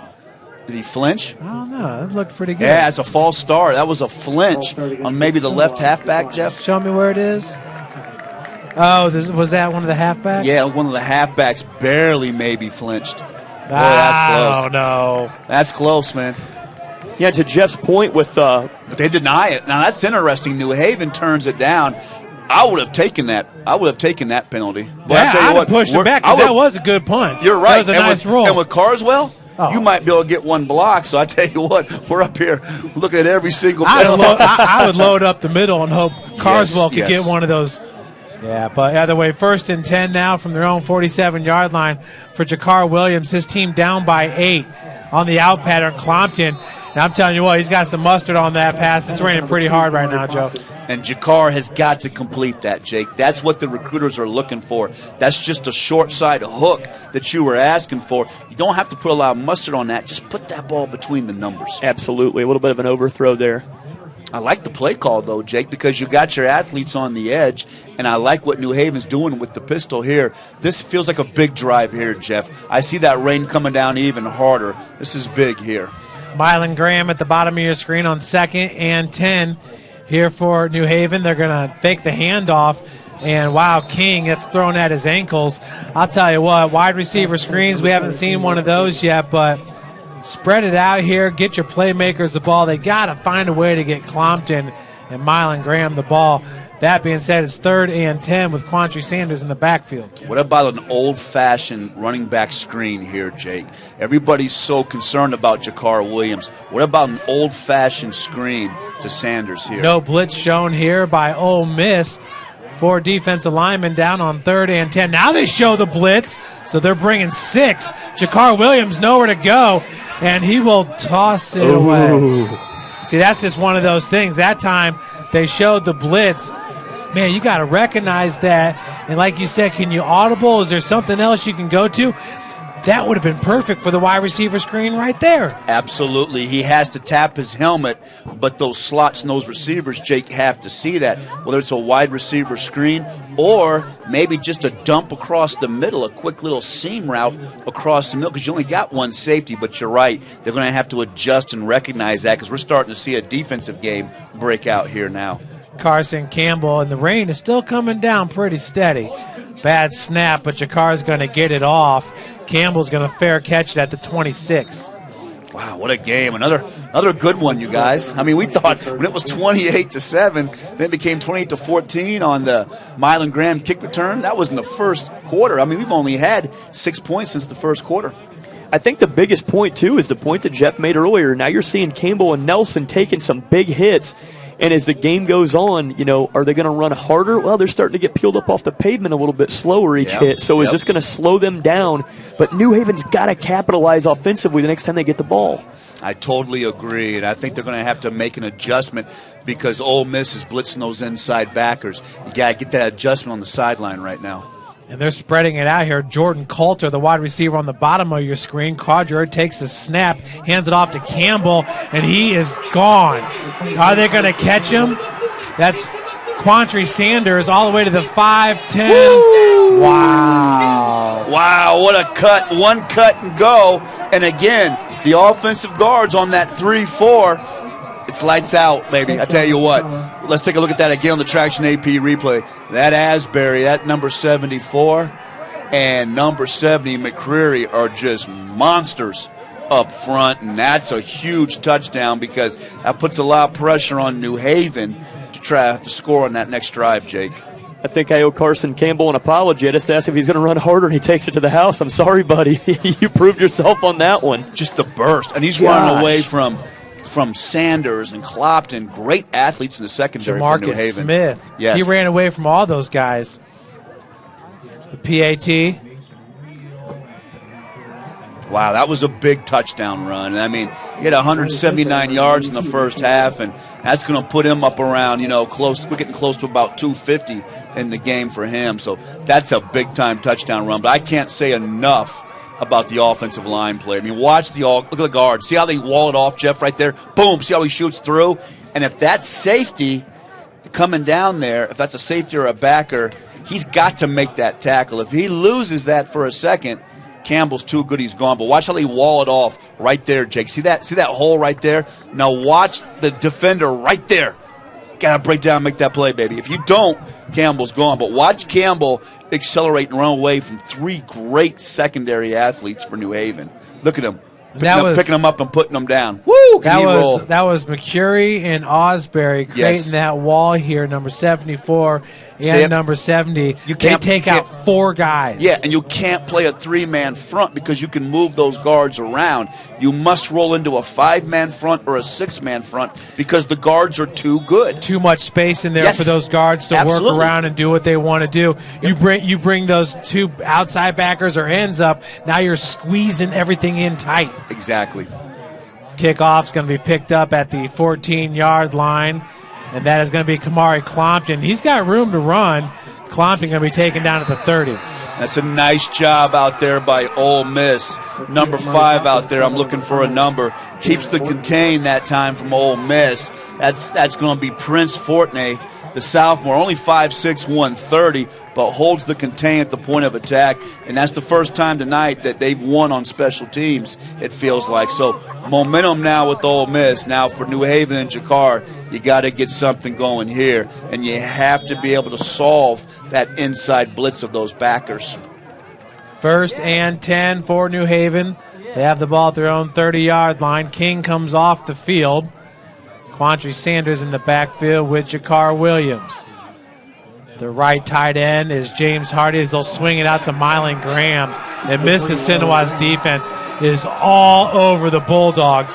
That is number 52 for the Indians, Carter Burton.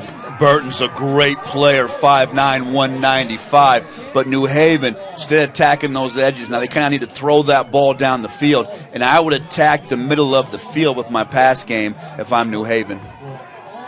Carter Burton, huge with the TFL. Going to bring up 2nd and 19 here for New Haven.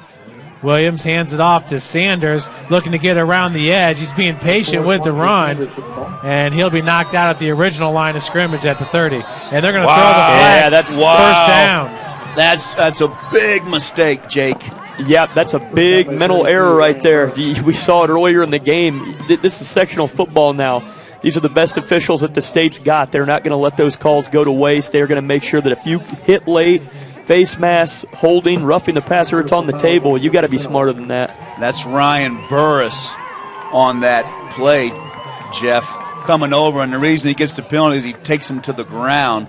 Boy, that's a good run by Sanders. There wasn't much there. Look at the speed to get the edge. Now watch this at the end. Boom, a little shoulder. Now watch Burris. The reason he dumped him on the sideline is Sanders gave him a shoulder on the way out. But Burris got to be smarter than that and just not do that. So that's going to keep moving that ball. That's almost out to midfield. That's a devastating penalty on Ole Miss. 1st and 10. And wow, 6 in the box once again. Quantry Sanders, and he'll gain of about 1 yard to the 50. What I noticed there, look at those outside backers, Joe, is that they had a delayed read, and they went through and swam those blocks, and it was nice open field tackling to the outside. They really creased them down. Yeah, it was. They really rallied to the football that time, but I tell you, it'd be so tempting now to maybe run Jakar a little bit.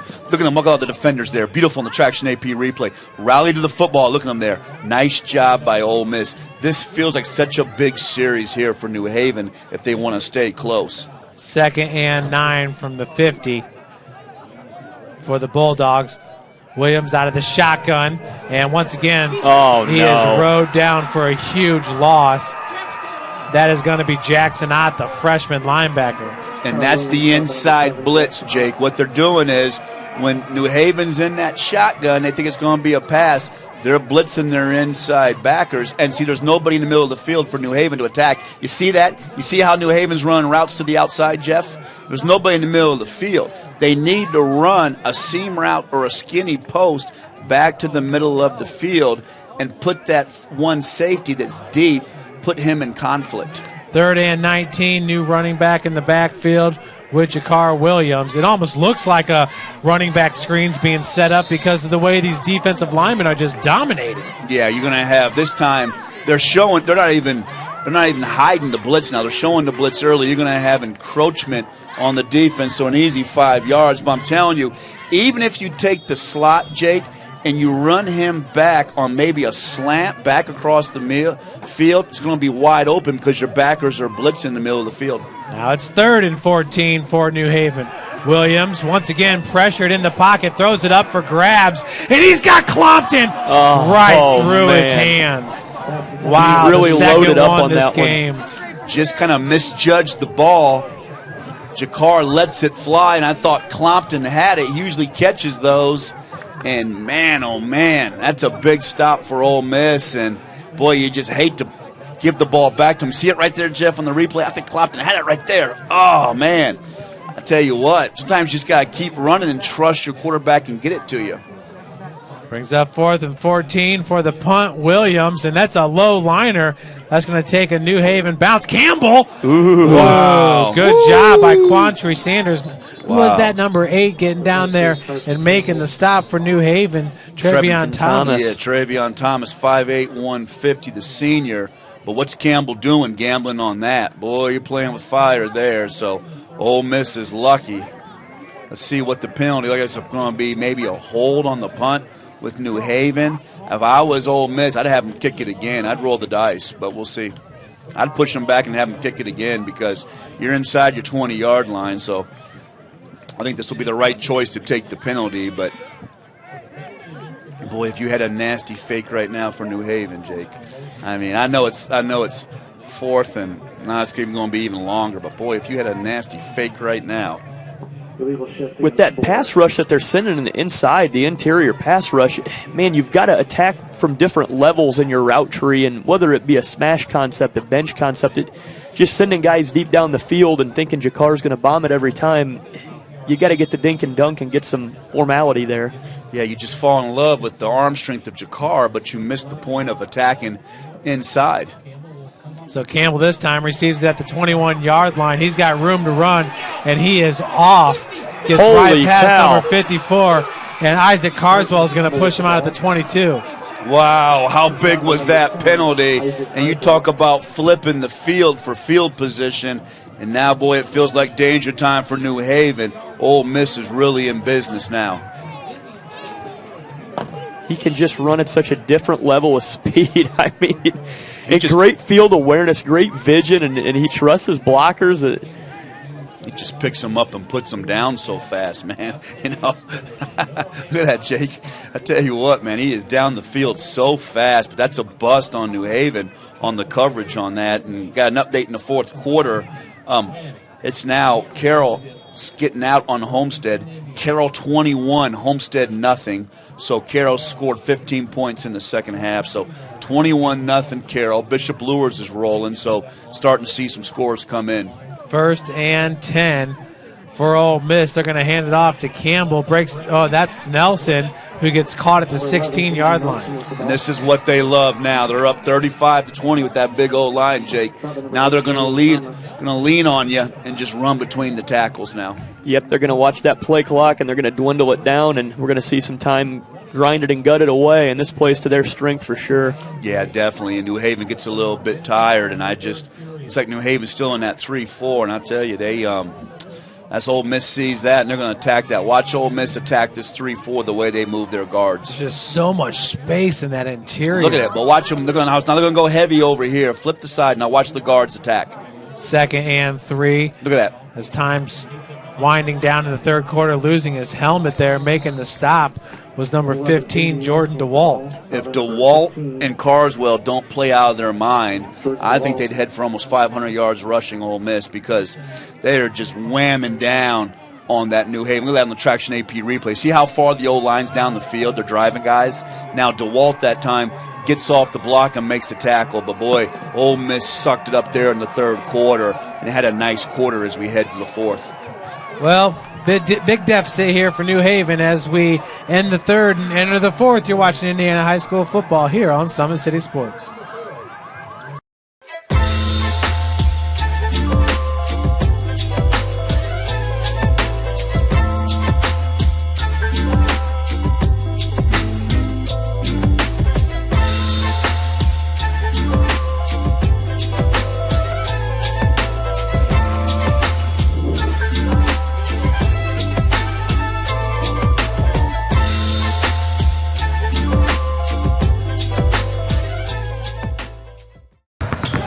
Here at Always 100, we have different things that we provide each week with our elite training, working on things that can help them get a scholarship in the future if they don't have one right now.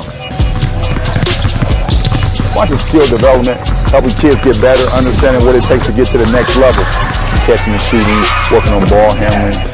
In the last 5 years, we had over 200 kids that's able to play basketball at some places from the NAIA Division III, Division II, or Division I level.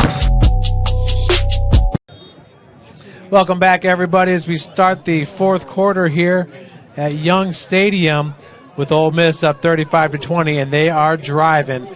Ole Miss has put on a clinic with the ground game here. They're heavy on the right side of the line. On 3rd and 3, McPeak in motion. McPeak, just a sophomore, at 6'2", 210 pounds. They hand it off to Nelson, and he'll take it down to the 6, gain of 9. Again, the offensive guards. Asbury again whams down Jake Smith and opens a big hole. These holes are huge holes the offensive line's opening up. And a lot of the Max Preps video footage that you see on Ole Miss, it's obviously capitalizing and showing the running backs, but you see this offensive line in person, and, man, they're talented. They sure are. Good feet. 1st and 7. Well, 1st and goal from the 7 for Ole Miss. It's Nelson once again in the backfield for the Indians, and they're going to give it to him. Once again, finds a gap, and he's in for a touchdown. 7-yard score for number 11, Hayden Nelson. Now, I tell you what, if I'm Hayden Nelson, I give that football to my offensive line. I say, you boys go ahead and spike that, because you boys have led the way tonight. But really impressive offensive line. And, again, you cannot play a 3-4 against an offensive line that's this good. Such a 1-2 punch, and I agree that the 3-4 has been very, very difficult. The way that they've run against it. And Ole Miss is really well coached, Jeff, to really, the O-line, the splits, the pad level, the hand placement, everything is there for the Ole Miss O-line. So it's going to be Ole Miss against Wayne possibly next week. How about Wayne? I tell you, old Sherwood Haydock, I love it. Wayne. So now Wayne's got some size, man. Wayne will be able to put Nehemiah Young, and they'll put some guys in there that'll fill those holes. So that'll be interesting, Yeah, they got some of their defenders back. Thomas is back. It's going to be interesting because Ole Miss, now they're going to have to deal. It's Casey, old boy. We had a little wager on this game. Casey had Ole Miss, the sideline Swami, and I had New Haven, and we had chicken wings on it, and Casey's already licking his lips for chicken. You're going to have to tell him to come out to New Haven, go to Tommy's spot. That's right, man. You have to come on out and join us for some chicken wings after this one. But, man, how about Ole Miss, Jeff? I mean, you got to give it up to them. That offensive line in the driving rain has really dominated, so. Yeah, and once again, it's just they're giving the offensive line so much room to operate there to seal off those alleys. Totally. And they're doing a great job with their play calling. But yeah, when you have guards that big and that strong, and you can pull them and move them around the point of attack, you're going to dominate. The adjustment to that is to get out of the 3-4 and play a 5-man front. So that ball is going to go through the hands of Kamari Clompton.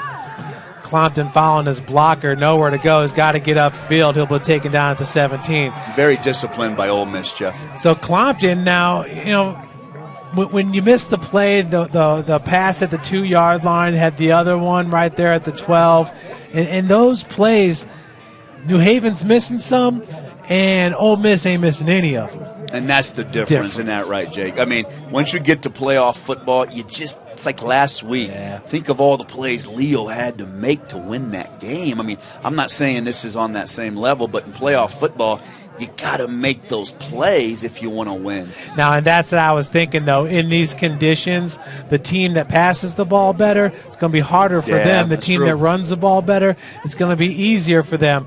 That being said, it's a little frustrating right now because you're seeing all the space there in that interior offensive line. Well, you didn't adjust. You went into halftime, and you just didn't make any adjustments with your defense. 1st and 10 for Williams. Handoff goes to Sanders, and he'll break one tackle, gets it over the 20, takes that ball to the 24-yard line. It's a good-looking run by Sanders, but if I'm New Haven, you got to hurry up, man. You got to get in the line of scrimmage and have a hurry-up offense and attack with Jakar. Jakar's got to get that mouthpiece in. Let's get going, baby. Can't waste any time. Jakar's really good throwing the football. You got to get moving, man. Brings up 2nd and 4 here for Williams and the Bulldogs. And the handoff goes to Sanders. Once again, dragging tacklers, breaks free, gets to about the 27, 28-yard line before he's thrown backwards. And once again, just getting out physical. Yeah, and it's kind of interesting how they're now going to Quantry Sanders. This is something that should have been taking place when you're only down by a score and try to keep that momentum on your side and work the clock to your advantage. Now you're in desperation mode, 10 minutes, 40 seconds of the game.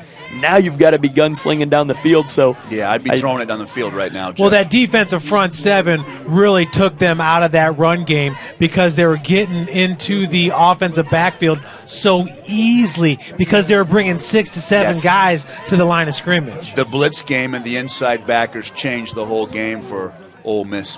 1st and 10 for New Haven. They find Miley There Graham. it is. There it is. Gone. This is a 71-yard touchdown.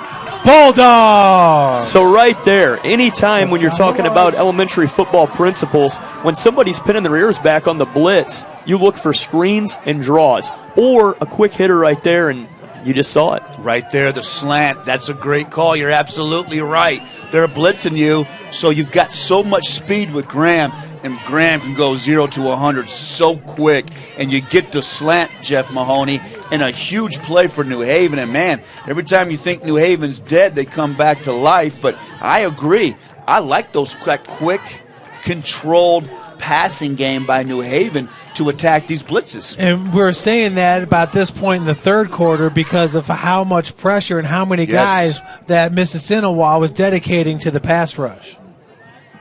Del Cid, it's up, and that one's going to be wide. Nope, it's good. Got it. So now what do you do here? Do you kick the ball deep, or do you consider an onside kick, or got 10 minutes left in the game, you got your timeouts, but boy, if the way they run the ball, you better.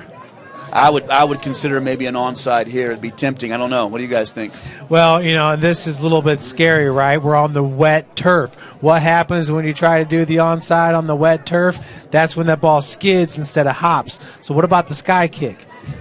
That's not a bad idea either. What do Yeah, you think, Jake? I think they need to do something. You got 10 minutes left, and these guys are going to eat clock. They've proven they're going to eat clock, and the minute that I think these running backs are going to slow down, they speed up. So the running game's there. I think you've got to create some sort of a turnover here on the kick. Yeah, I think it's worth a gamble here.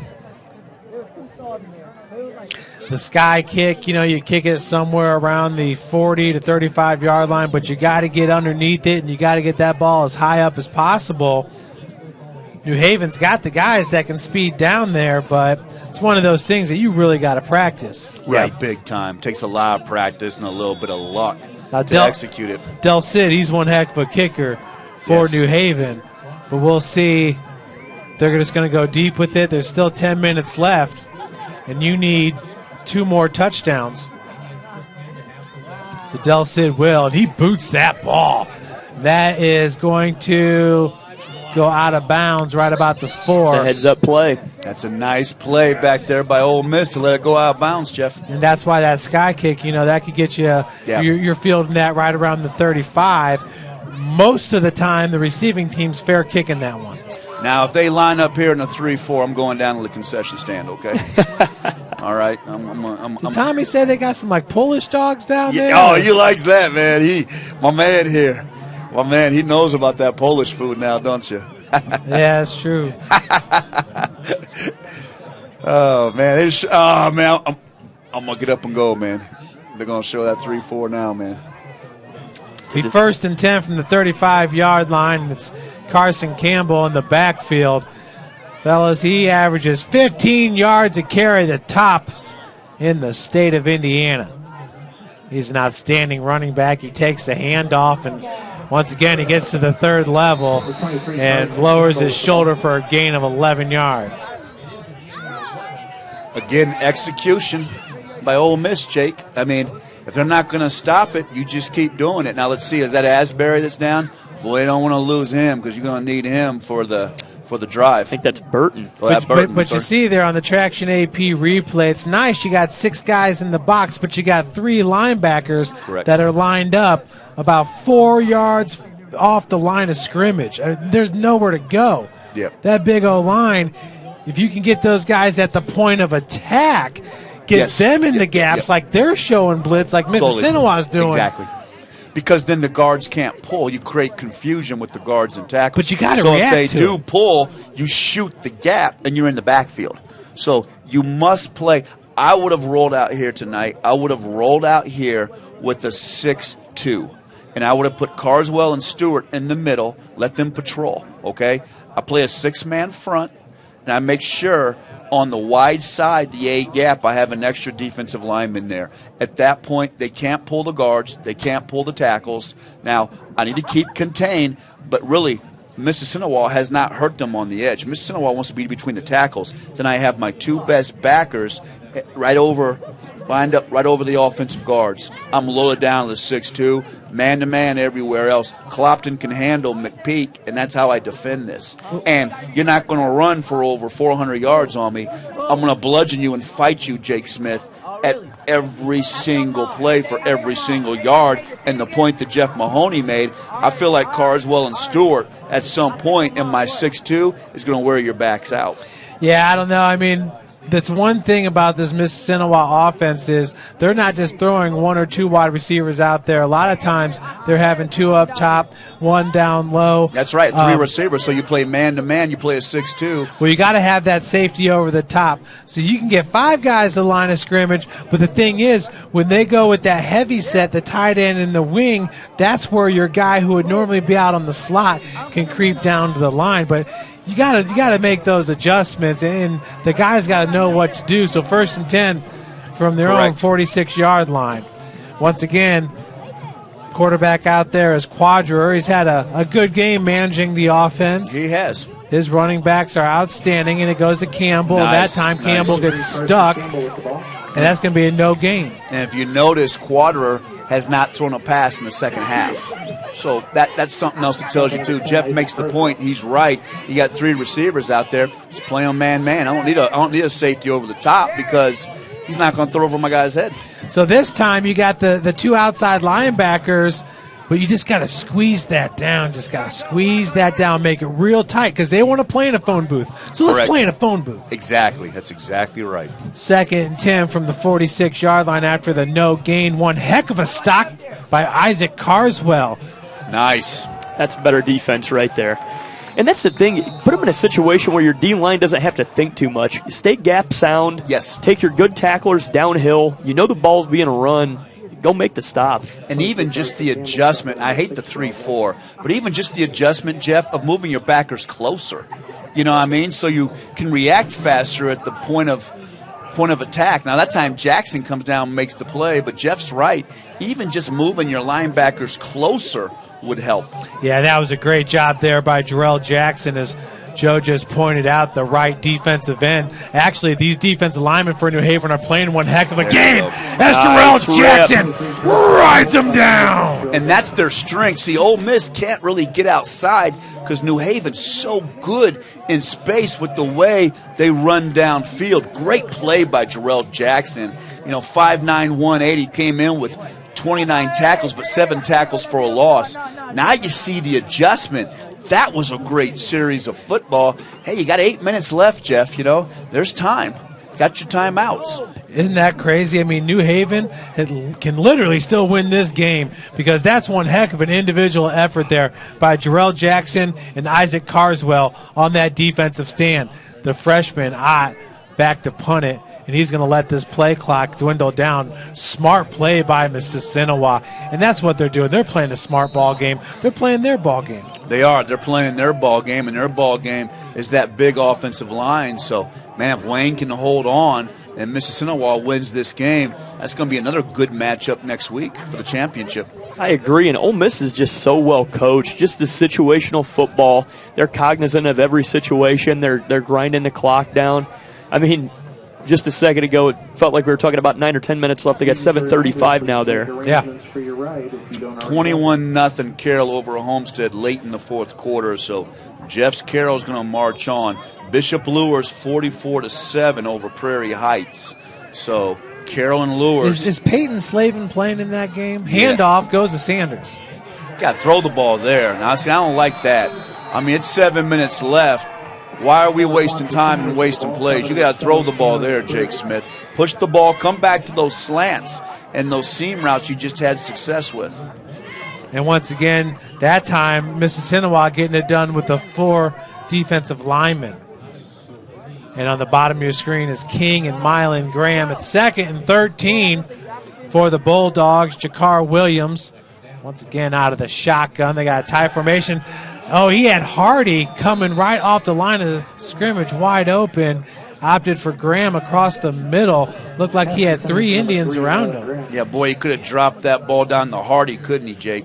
Yep, he looked over the middle and wanted a quick release. Got away from him a little bit, too far out in front. James Hardy is wide open. Graham had about 4 guys around him. Yeah, just and James missed him. Hardy, now he can do some things after he catches the ball. Sure. He's only a sophomore. Just missed him on that play. So it's a big third down here. See what he comes back here with. And that looks like encroachment by number 70. They're going to call a false start, I believe. Let's see. Yeah, they do. They call that false start on New Haven. Yeah, looked like the right guard move, Jake, but that moves it back 3rd and 18. This might be a great time for maybe one of those screens, or maybe you throw a deep post out here to Graham or maybe King. Mississinewa just has such the weight advantage on the O-line, D-line. Yeah. And that's what the game's being won tonight, is in the trenches. I totally agree. 5'6", 175 is the center for New Haven. Over to Hardy. And that's kind of been the issue there, just these drop balls. Yeah. Stuck it in there and a lot of traffic. I thought James was going to pull it down, but now you're 4 down. I don't think you can punt here with 6 minutes left, Jeff. I think you gotta go for it, man. I don't think you have much of a choice. We'll be looking for a fake, but the thing is, Mylan Graham's off the field. Snyder up 21-17. Carroll up 21-0. That's a final. BD up 10-0. Wow. See, they're just so slow getting on the field too, and Jakar, another nice looking punt. Campbell with the fair catch at the 40. How about Northrop though, giving Snyder a battle, man? I bet C.J. Davis is playing big boy ball over there, Jeff. That's a spirited Northrop team, and Julian Hinton. I was really impressed with what they did. Hinton. Doggone if I can't remember the running back. He doesn't have many carries on the season. Yeah, he played linebacker, of course, too. Northrop doesn't put any stats out. Yeah, he played linebacker, too. I know you're talking about number 7. Was it 7 or 8? Yeah, it was 7 or 8, but he was tough, man, Jake. We saw him against Dwanger, and they had some moments they played really well, but, Jelante Hinton's a big-time prospect, too, so Northrop's got some pieces. He's just a sophomore, made the All-SAC team over Jalen Lattimore, so, that's saying something right there. Lattimore's awesome. Yeah. 1st and 10 here for Ole Miss. 6:49 remaining. Carson Campbell, he'll be tripped up, falls forward to about the 45-yard line. They're going to give him the spot at the 46. Yeah, Campbell's going to end up, man. Campbell's coming up to 300 yards here pretty soon. And if I tell you what, I think that game ball for Ole Miss should go to those offensive guards, man. Those guys are nasty in the trenches. I'll tell you what, looking at the All-SAC team, the All-NEA team. Now, number one, I thought Jakar Williams maybe could have been first team just based off numbers. And the All-SAC, not having Gavin Groves on there, I didn't understand that. Quincy Myatt should have been first team. So 2nd and 4, and that time he's wrestled down by Isaac Carswell. But I told Casey in our preview show, Isaac Carswell has to be the Northeast Indiana Game Night Defensive Player of the Year. Boy, that sure would seem like with the way he reacts and tacks to the football. So I totally agree. I thought that Myatt should have made the first team at wide receiver, and I mean, I had some thoughts on some other kids. I thought offense, they nailed it. I just felt like defensively a lot of guys were kind of Myatt out of position. At Rover, not receiver. I'm sorry, excuse me. Yeah. I meant Rover, the strong safety. Myatt was awesome as first team. 3rd down and 3 for Quadra. This time it goes to Nelson, and he's going to fall forward for a first down. Yeah, I would agree, though, with you about Carswell. Carswell is an absolute baller. And it'll be interesting to see, where he goes next year and plays his football, because he is so instinctive, his ability to read and react at that linebacker position. Oh, and his body's already built for the next level. Totally. Now, going back to, so Jalen Lattimore is one of those guys. If you're building a starting lineup, you want him on your starting lineup, Joe. Absolutely, and I think Lattimore could be a strong side backer at the next level, man. Well, and Toledo wants him. Yeah, and so if I'm Toledo, I'd take him as a strong side linebacker, man. I mean, 6'3", but 240? I mean, when he gets on a good weight program, he may end up staying at defensive end, Jeff. But probably 7% body fat if he just monster, ripped. Just ripped, just a monster. And that's the kind of prospect you're looking for on that next level. But I like Carswell, too. I would give Carswell a flyer, too, because I think I could get Carswell in the weight room, putting her 15, 20 pounds on. I'd love him at 210, 215 playing backer. Or who could challenge Carswell is Dylan Bennett, the middle backer over at Carroll. Yeah. He's got 5 interceptions, 2 are pick sixes. Good job there by Carson Campbell. Looks like he's going to be just short of a first down. And how about Carroll, man, beating Homestead? That first matchup, it was close, and Homestead outgained them. And how about Carroll, winning that game 21-0? And how about Norwell, 27-0 over Concordia? Concordia was playing a little bit better, so they don't give up any points, Jake. So, and Lures rolls 44-7, so that's big. Dwangers continues to be up 10-0. Adams Central 56-0 over Southwood. Looks like South Adams won, too. So South Adams beat Monroe Central? That's what it says. South Adams 6-3. So we'll double check that. But look at Carson Campbell. Wow, look at him run that ball, man. I tell you what, it's going to be interesting to see if Snyder can hold off Northrop. But tell you what, Jake, we came out here to watch the pistol. But I think we ended up watching some great O-line play by Ole Miss. We did. You see Carson just limping a little bit there. Carson Campbell, I'm going to tell you what, that kid's got the heart of a lion. Yeah, I'd get him out of the game, man. He's had a huge game. Now they're going to put Nelson in there. And they're just going to let the clock tick, tick, tick, tick, tick. The clock management's been incredible. The coaching for Ole Miss is top-notch for the type of team that they are. Gosh, Campbell is such a smart runner, the way he plays off his offensive lineman.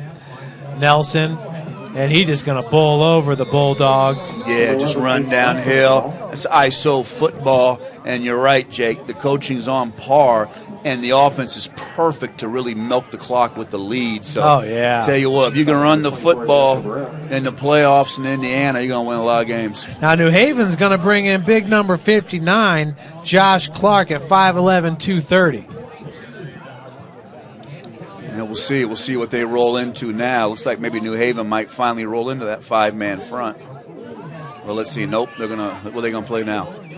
They got the 3-down lineman. 3-down lineman still. And they're going to bring, that's number 7, Chris Stewart off the edge. Yep. And good job picking up Nelson. Yep. Quantry Sanders, man, he came to play today. I will say that. He's a winner, man. He's a winner. He's had such a great career out there. And, run the ball this year. He was so dominant at safety, but gave it up and played both ways for New Haven. I really like the way Sanders plays. Carswell, Jordan DeWalt is going to be awesome again next year. And Jakar, man, it's going to be interesting to see where Jakar goes. It will be interesting. It really will be. So, and how about Ole Miss? Ole Miss just continues to grind away, and we'll see if Joe, they get what Wayne. game you going to do next week? There's some games, this Wayne Ole Miss is going to be a game here. Dwanger Snyder is going to be a game. Carroll's probably going out to Warsaw. I tell you, Honestly, beat one Carroll last year. I tell you one I wouldn't mind seeing. I'll tell you after this play. That's Nelson. Nelson's going to be tackled at the 16. One I wouldn't mind seeing, man. I wouldn't mind seeing, because we were there, and there were some ramifications after the one last year. I wouldn't mind seeing that Leo Northridge rematch. Northridge is laying it to Columbia City. How about that? Would be tempting. I think we'll probably see, if Snyder holds on, we'll probably see Snyder and Dwanger, but I wouldn't mind being a little fly on the press box watching that Leo Northridge matchup, especially if that game's back up at Northridge, man. That would be. Nah. Are we allowed back up there, man, after all the – we didn't do anything wrong, did we? But there was some ramifications to that game last year, Jake. But I don't know, man. I like to see Snyder and Dwanger again. I mean, if Dwanger can hold off and Snyder wins, I feel like maybe Dwanger just going to show up with something else for him, Jeff. It should be interesting. We got time out on the field. We'll take one with him. You're watching Indiana High School football on Summit City Sports. I was once a Southside kid who was led on a journey by high school football. A journey that taught me discipline, toughness, and the skills that made me a success. As a businessman with a CPA license who owns his own firm, I still use the building blocks of high school sports in my everyday life. Someday sports will end no matter what level you reach, but you will be left with the skills to compete in the next game, the game of life.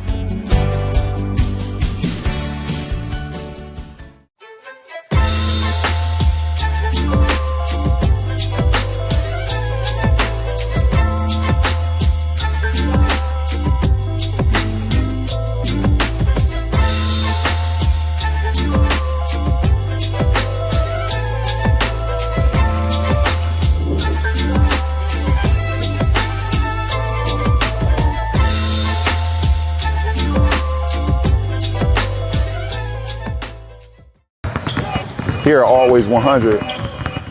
We have different things that.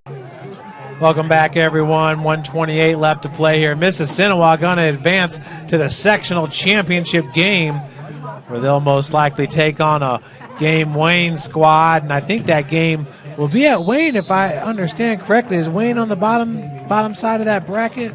Yeah, I believe so. I can check my notes here. Dwanger wins 10-7. Jack Tittman ends it with the sack. 10-7. Wow. Dwanger on Northside. Dwanger beats Northside 10-7. Wow. Huh. Interesting. I wonder who all Northside had. Wayne was up 34-27 last report. Oh, yeah. Oh, so, wow. So, yeah, okay, that game's pretty close. Tightened up a little bit. With Delta, yeah. Well, folks, that's going to pretty much do it here from Young Stadium. Mississinewa going to take it 42-27. Any last thoughts, fellas?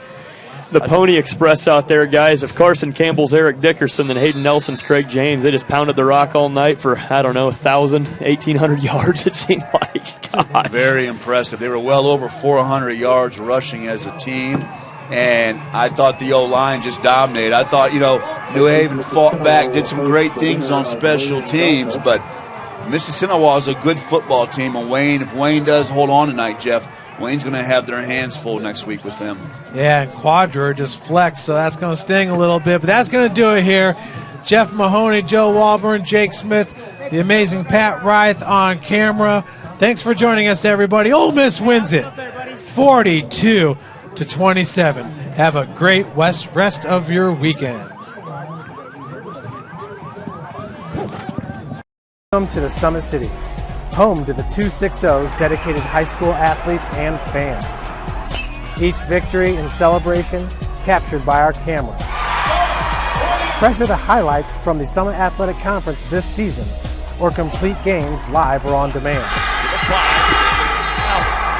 After all, nobody's more proud to call Fort Wayne home than SummitCitySports.com.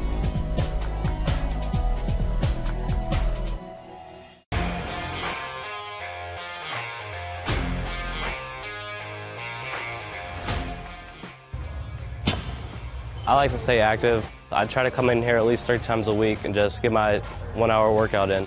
Since September, I think I've put on 22 pounds of muscle. I think my vertical has gone up plus 5 inches. And I've gotten a lot faster since then, too. I can hit the ball further. In football, I can push people around more. It's basketball easier, too. Just being stronger just makes everything easier. Brandon started with gym rats basketball training. After one of the sessions, he came up to me and he wanted to know if he could do more. So Brandon started the Edge program in November in addition to the club training he was doing because it offers personalized programming for his athletic goals.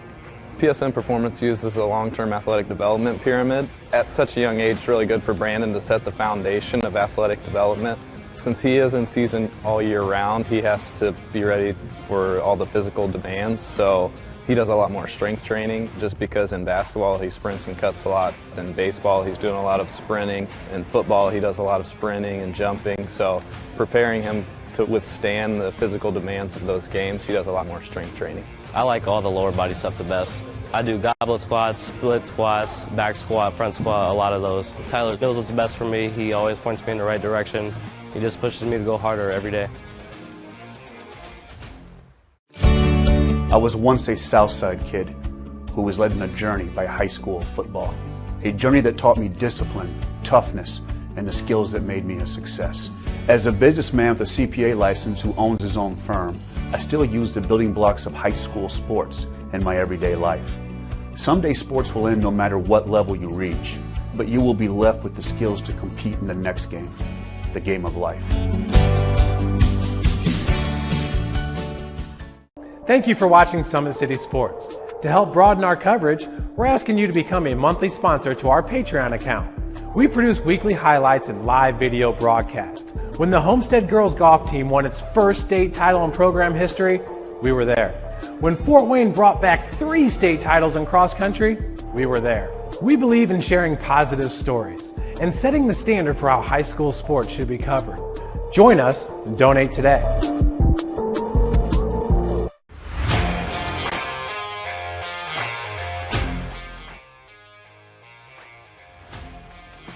I just want to be the best in basketball. So I want to be the greatest of all time to play women's basketball. So I just know there's people out there working just as much as me. So I just want to keep working hard and keep that intensity going. And so one day I can pursue my dreams of being in the WNBA and playing overseas. So I just want bigger things to come in my life. I remember when I started in March, she could do 0 pull-ups. She did have a great 25-inch vertical when she first started. She only weighed 150 pounds. One of our main mottos is do the simple things exceedingly well, and that's where we started. So we started the foundation, building her base, and now we've got to basically the peak of our pyramid of things that we can do with her.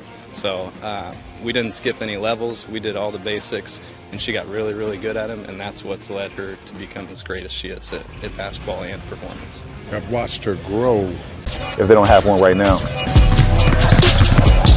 Watching skill development, helping kids get better, understanding what it takes to get to the next level. Catching and shooting, working on ball handling. In the last 5 years, we had over 200 kids that's able to play basketball at some places from the NAIA, Division III, Division II, or Division I level.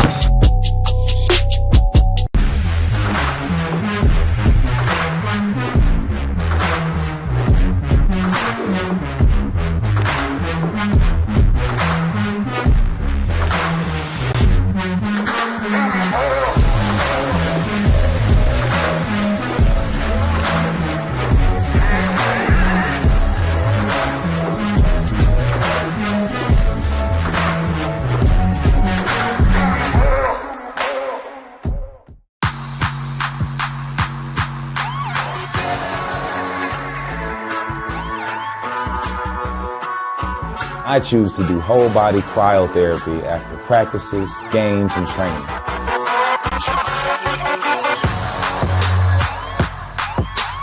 It reduces inflammation in my muscles and allows me to move more agile throughout my profession.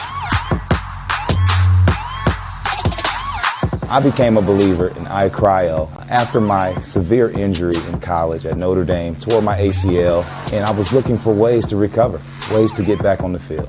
So I'm thankful for iCryo.